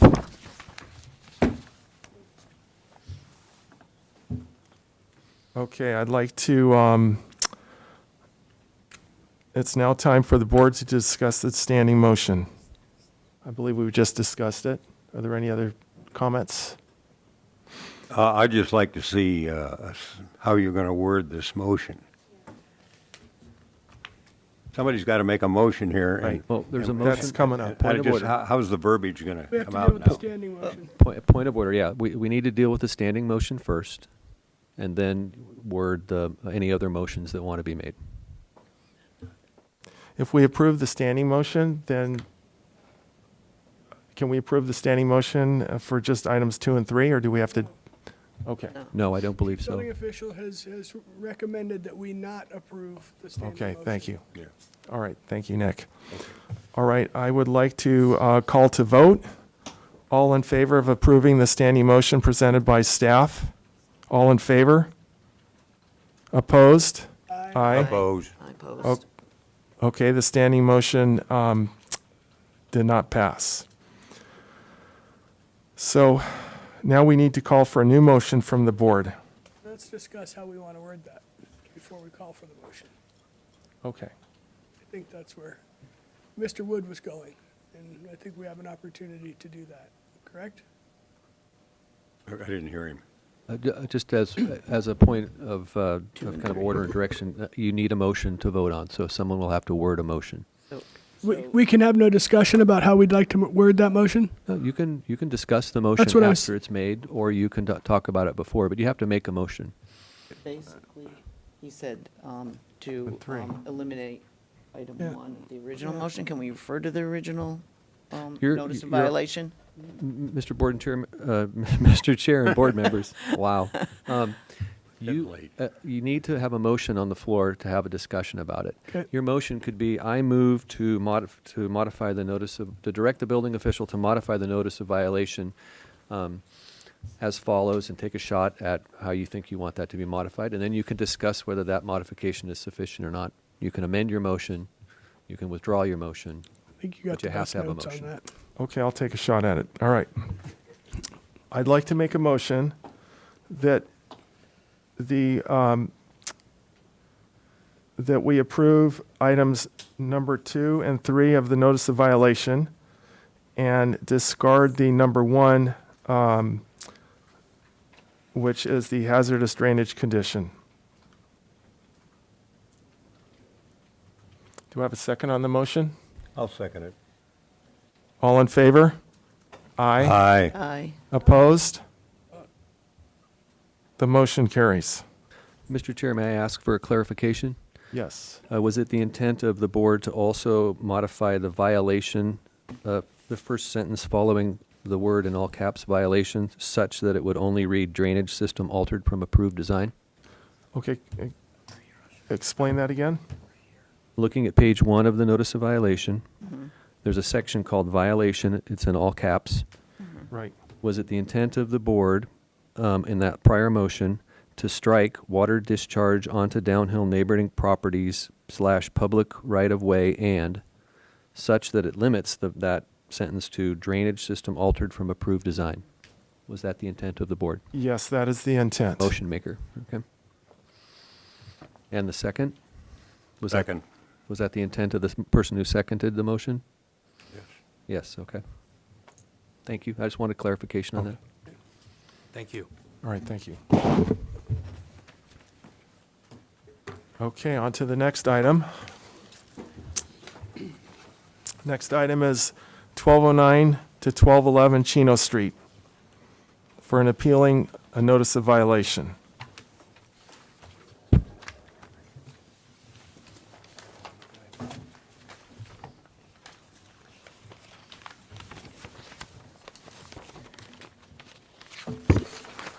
Mr. Chair, I stand by my staff report.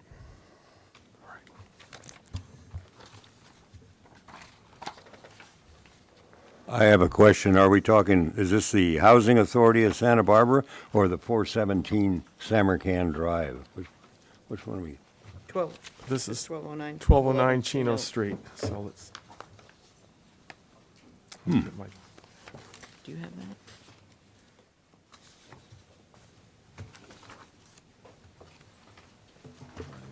Right there. You don't have that? Chino Street. No, I don't have Chino Street. Okay. I probably got it piled up with this one here. I found it. All right, could I ask the appellant to please present your request?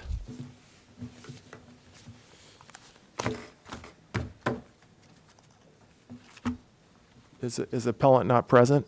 It appears the appellant is not present, and the appellant had let us know that he was going to be out of the country when we advised him a month ago of the date of the hearing. So we let him know that he could have someone make a presentation on his behalf. He could provide additional testimony in writing, but according to our city municipal code, the item had to be heard within 10 and 60 days of the appeal being filed.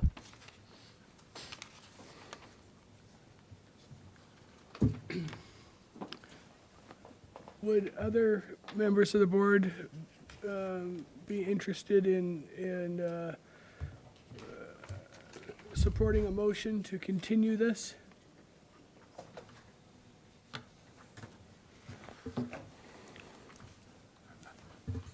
I believe that was a question to board members. Yeah. Well, all right, my feeling is if he was warned a sufficient amount of time, month or two ago, that this was going to come up, and he told you he was going to leave the country, he had sufficient time to find a proxy to come here. And it looks to me like maybe he's defaulted on this.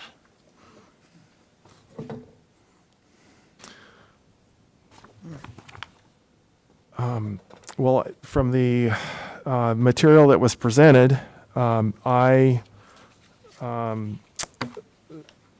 tend to agree with staff, and I think that permits should be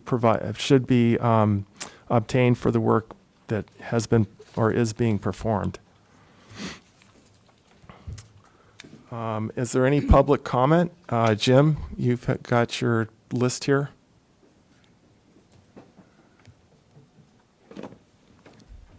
I think I agree with you, but I'd like to ask you to ask Andrew, this 60-day notice, that's, if it's not appealed within 60 days, they don't have any more right. Is that a correct statement, or can he come back later?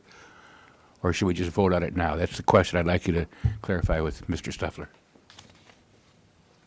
All right. Chief Building Official, could you answer that, please? Mr. Chair, so the municipal code requirement is that from the time, first off, people have 10 days to appeal a decision of the building official. So if they don't appeal it within that 10 days, they lose that due process right, and they cannot appeal the whatever decision's been made. Once they file an appeal within that 10-day period, the item must be heard no less than 10 days, no more than 60 days. Those are the regulations in the city's adoption of the building code. So is it correct in assuming he filed the appellant filed the appeal within the 10 days, or we wouldn't be hearing this, but was unable to meet this agenda, which he only had 72 hours, presumably, we only had 72 hours notice of this agenda. When was he informed of the date of this hearing? July 8th. July 8th. Less than 1 month. International travel plans, are often scheduled far in advance of 1 month. I feel at a terrible disadvantage having less than 72 hours to review this case. I have full-time employment elsewhere. I have numerous similar board engagements, and I have a family, and I don't feel like this appellant was given sufficient time and consideration, and I would move to continue this.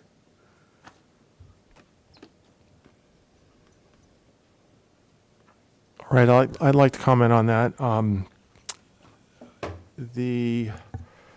I have a question for Mr. Steffler.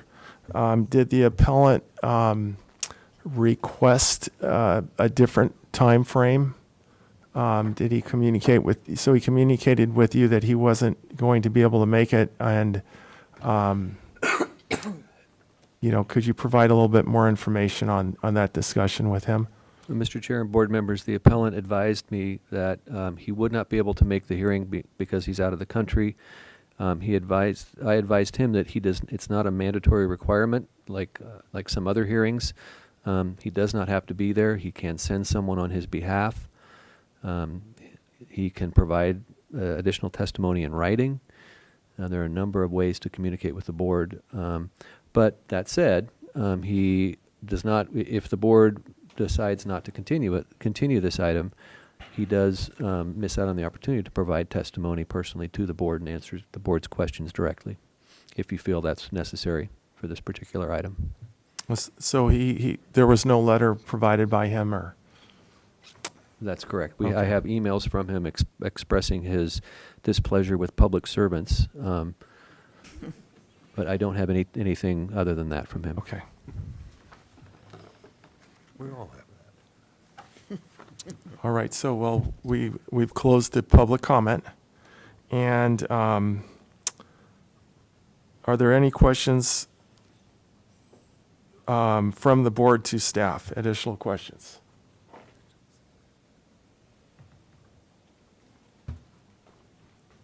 Okay, it's now time for the board to discuss the standing motion. I make a motion to approve the standing motion that staff has made? Mr. Chair, there is a motion on the floor. You don't need to make another. You can express an opinion about it, how you might vote, but the motion stands. It's a standing motion. I think he's moving to vote. Okay. Got a motion down there, doesn't he? You can only have one motion on the floor. So right now, the motion is to uphold the decision of the building official, and you can vote on that. And then depending on how that vote goes, you can have another motion if you'd like. All right, I'd like to call the vote, and I'd like to vote to approve the standing motion that staff has presented. All in favor? Aye. Aye. Aye. Opposed? Opposed. Abstain. Oh. Yeah. Okay, so how many do we have ayes? Aye. Motion carried. Okay, motion carries. Just for the record, Mr. Chair, did we have 2 abstentions or 2 nays, or what was the disposition of the vote for Ziles and Kuntz? Mine was opposed. Opposed? Okay. And then Nick's And I was abstained. Abstained. Okay. Just so we get the record right. Thank you. All right, that closes this item, and our next item is 417 San Marcan Drive.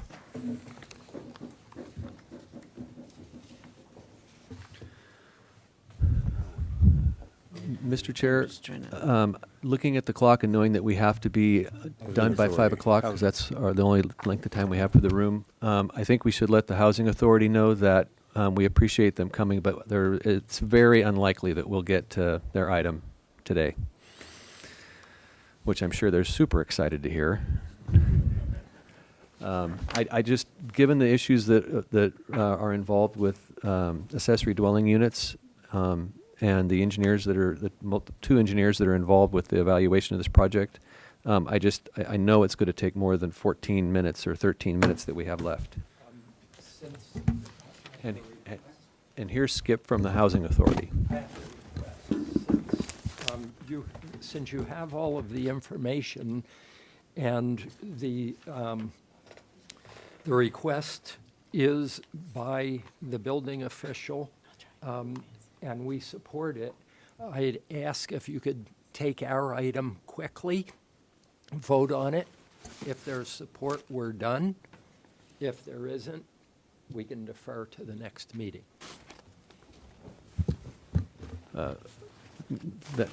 Mr. Chair, the board has discretion to change the order of the hearing if they would like. You have a request from the party.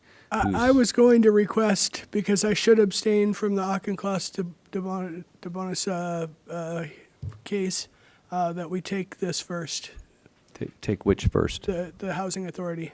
May I ask a Okay, question? that would require, just for point of order, that'll require a motion and a vote, a second and a vote of the board to change the order of the items. I motion that we change the order of agenda to address the Housing Authority first, so that I may then recuse myself from the last agenda item. Do we have a second?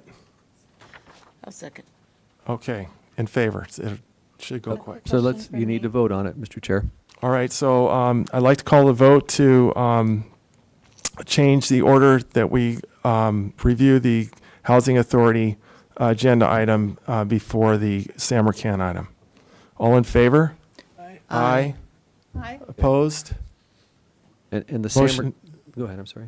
Okay, the motion carries. The San Marcan appellant had a question. I have a question. Please My speak into the concern microphone. is There's a 60-day period allowed between the time of the original appeal and the time of the hearing. My first hearing opportunity was in July, and that hearing was canceled. This hearing is August, and I am, being moved, which is fine. I just want to make sure that I will still be given the opportunity to appeal. Yes. Yes. Yes. Yes, you I will. appreciate that, and I'm fine.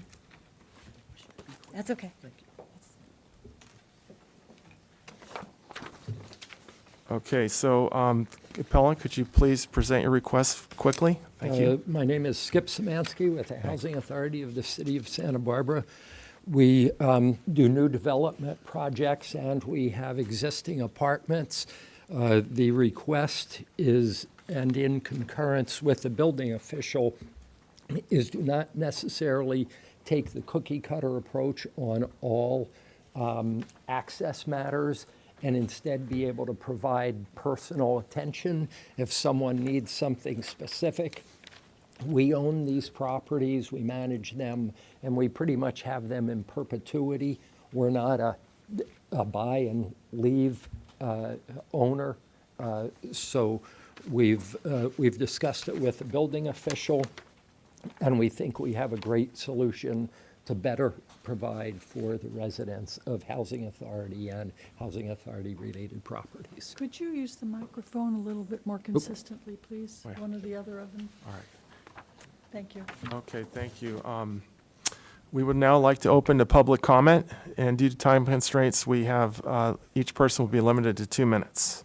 So the first person I have is Bruce Caron. That's on the summer camp one. Oh, I'm sorry, is that, I don't know if there are any public comments for item 5 other than Mr. Marston. okay. Is this working? Yes, it is. Okay. Well, I'm totally shocked by this because just recently the Access Appeals, or the Access Advisory Committee met with Mr. Stuffler to try to stop other city departments like Public Works and Waterfront from doing construction without getting a permit, which had a detrimental effect on the handicapped and safety. And so I'm just shocked that somehow the CBC is somehow thrown out the window and we're going to trust another entity to always build things correctly for whatever a person wants changed, which kind of means they have unlimited pocketbooks, that if someone comes in who's 2 foot tall and needs all the cabinets moved down to the floor, that these guys are going to nicely fix it all. And then a year later, someone else comes in. I'm just amazed that we can just say, oh, throw out the whole building code and build to the tenant's requirement, because I just don't think that's going to go on in perpetuity. And I would love to have you guys ask for a report from the CASP members. Are there any CASP in the room? So we have no certified access specialists here to even say that this work is doable or not. I just don't know how they're going to build stuff without requiring CBC compliance and then add extra. I would love you to do the CBC and then add your extra. I'm just totally, it just seems off the wall to me to say, oh, we're not going to, Mr. Stuffer's office is not involved anymore. How is it going to get repaired? I mean, who's going to inspect these things? The other problem I have real quickly is most people who are there are low income, elderly, and they're getting a real good deal on a rent. Now, if I'm a tenant and want to have something fixed, and these guys say we can't afford it, am I going to complain and get kicked out? I can't go to Mr. Stuffer's office because he's not in charge anymore of the inspections. So how do I get the redress if I'm a tenant and I can't get this deep pockets to spend something? So I just have real concerns with this and hope you think about that and see what the CASP people would say. So perhaps a postponement. Thank you. Okay, thank you, Jim. Mr. Stuffler, could you address that the building department wouldn't be involved? It was my understanding the building department would be involved, but if it didn't meet the exact requirement of the code but the spirit of the code, that it's still going through the building department. Is that correct? Yeah, Mr. Chair and board members, that is correct. So in my report, I asked the board to, if you would like, to specifically ask us the 4 questions, all of which would address the concerns that were raised by Mr. Marston. So the Housing Authority and Mr. Szymanski can give you the details of it, but they have a public appeal process that leads all the way up to the commission of the Housing Authority to have a hearing before them. But there's interim levels of review prior to getting to that level. So there's a lot of opportunity for appeals to be heard and an ultimate kind of public venue in front of a commission. They have a public records system where they keep track of every change that they make to every unit, so they can be accountable for what changes occurred for which tenants at which time, and the basis for those changes. The role of building and safety would remain the same. What I'm trying to do with this particular item, I have the authority to approve all of those things that are shown as situations on page 2 of the Housing Authority's letter. I need not come to the board for that. I can do that all on my own, and my staff can do it as well. What I don't want to do is I don't want to make these decisions in the dark, right? I don't want to make these decisions and have the perception be, oh, I get it, ask the building official, get out of jail free. So these are the types of things that we run into, and it's not just the housing authority, but other development projects as well. One of the unique benefits of the housing authority is that they manage or oversee the management of the properties that they develop. They have a lifelong interest in those properties to make sure that they truly are in compliance, even if they have to use an alternate method of compliance. And I want to recognize that. I want the board to be aware of that. And if you're not comfortable with that and you want all of these types of items to come to you on all of their projects, we can do that. I can be more stringent, but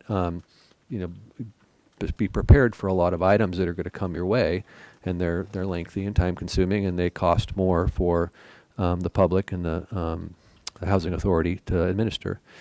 So that's the basis for why we put this together. Mr. Szymanski and I wanted to try to bring it out in the open, put it in a public venue, let everybody know what the kind of judgment we're looking at exercising, or we have been exercising, and make sure that we're on target with the desires of the appeals board. And just real quick, for the benefit of the other applicant, if you're not comfortable making a decision today, I'd like to close out the Grace Village project. It's fully occupied. Everybody's happy. These items are outstanding items. If you don't want to make a decision today, we will, if you want to defer it, I'll come back. I want to give the other applicant an opportunity. Mr. Chair and board members, this item is not specific to Grace Village, and we can handle Grace Village all on its own outside of this board. This item is about trying to recognize the relationship that the city has with the housing authority and how we're going to work things through from this point forward, which may include Grace Village or may not. But Mr. Szymanski, I can assure you that regardless of the direction we get from the board on this item, we can work through the Grace Village issues. All right, thank you. Chief Building Official, are there any questions from the board to the appellant?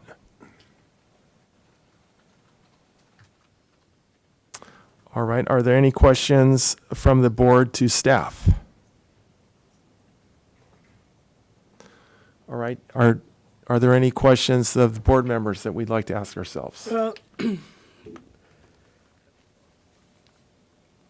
I'm struggling with this. I think this is a very slippery slope, and I see red flags all over this, and I think that it sets a terrible precedence. And I think this is a prime example of potentially paving the road to hell with good intentions. And I think that whatever your intentions are today may be well-meaning, but we have no assurances that future administrations will have the same intentions. And I oppose this. All right, my feeling is that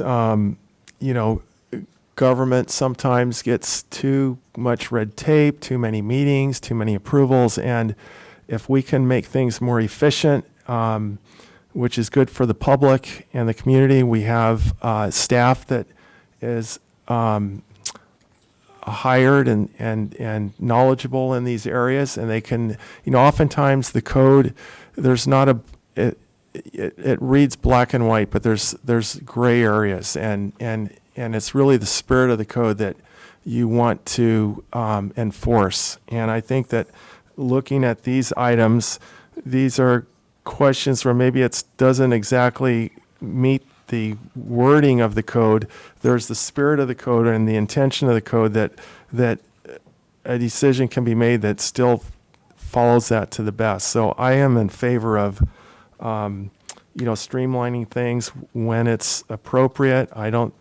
I think with staff, qualified staff, I understand that the slippery slope, but I think, that's what we have, is we have to kind of depend on the staff to do the work and make some decisions. And It's a huge overreach.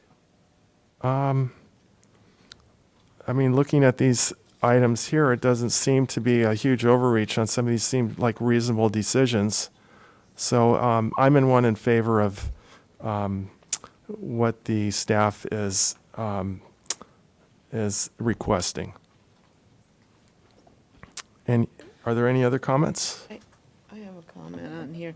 When I read just the first four on the front page, Please speak into the microphone. I have a question on the front page of the memorandum where there's 4 items we are to address. The method that the HACSB uses to confirm that the minimum required levels of accessibility are provided. We're supposed to confirm how this is done, these items. Are we supposed to address each and every one of them? Can we have this right here and what he's asking for over here? Is there any manner where we could address these items separately and then go ahead and approve what he wants right now, if it's stalling or holding up a project? Mr. Chair, board members, you don't need to take any action on this item relative to the issues that are before Mr. Szymanski and the Housing Authority on Grace Village. I have, like, as I explained, I have the authority to approve every item that I've listed Okay, so that's already here. approved, we just need, But you don't want the liability, you want this board to take that liability, is what I'm hearing. Yeah, No, I still have the liability regardless what the board does because I Yeah. made the recommendation. What I want to do is I want the public to know what we're doing. I want a public record of Yeah. what we're doing so that if someone comes back and says, oh, Mr. Stuffler's just making wheels and he's dealing all the time with whoever this guy is and that guy is, I can say, no, I took this to the board and I had a public conversation about it and I was willing to answer any question about it. I believe they are equivalent facilitation, alternate methods of compliance. And so I was probably erred on the side of being more transparent than, I don't want the perception of making deals. That's not how building and safety functions should be. It shouldn't be about deals. And this board shouldn't be a rubber stamp for avoiding ADA expenditures. Agreed. And given those circumstances, I'd like to stand down on this particular item. Sorry, could you say it again? Given these circumstances, I'd like to stand down on this item and have the appropriate time to be able to discuss these. yeah. So we're okay kicking it to the next meeting. Continue, that would be a continuance? Continuance? That's what it sounds like, yes. Okay. Should the board desire that. Yeah. Yeah, Yes. yes. So, Mr. Chair, you just need a motion, a second, and a vote to do that. All right. Standing motion, There is no standing motion on this item. This is not an appeal. got it. Sorry, Okay, so we have a motion. I'm not bringing a motion. Okay, For- so I'd to like continue? to make a motion to continue this item. I second it. All in favor? Aye. Opposed? Hi. Opposed? Opposed? No opposed. Okay. Can we, Still no, opposed. excuse me, can we have I just want to get a recount. So, Okay. how many ayes did we have? Aye, okay, how many opposed? Okay, thank you.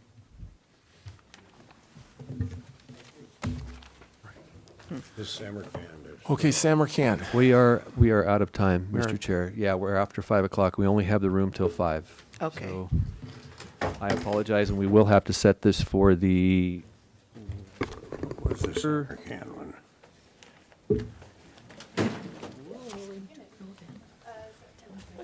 September 6th meeting. September 6th? Yes. And we need to build in a break for the interpreter. Our hands are going to fall off. Yeah. I was going to suggest that. I was getting thirsty. Adjourn the meeting, Mr. Chair? Yes. All you need is a motion, Mr. Chair. Make- Motion that we adjourn? I second. All in favor? Aye. Aye. Opposed? Aye. No. All right. You all Meeting's for- adjourned. Thank you all for your time. I appreciate it.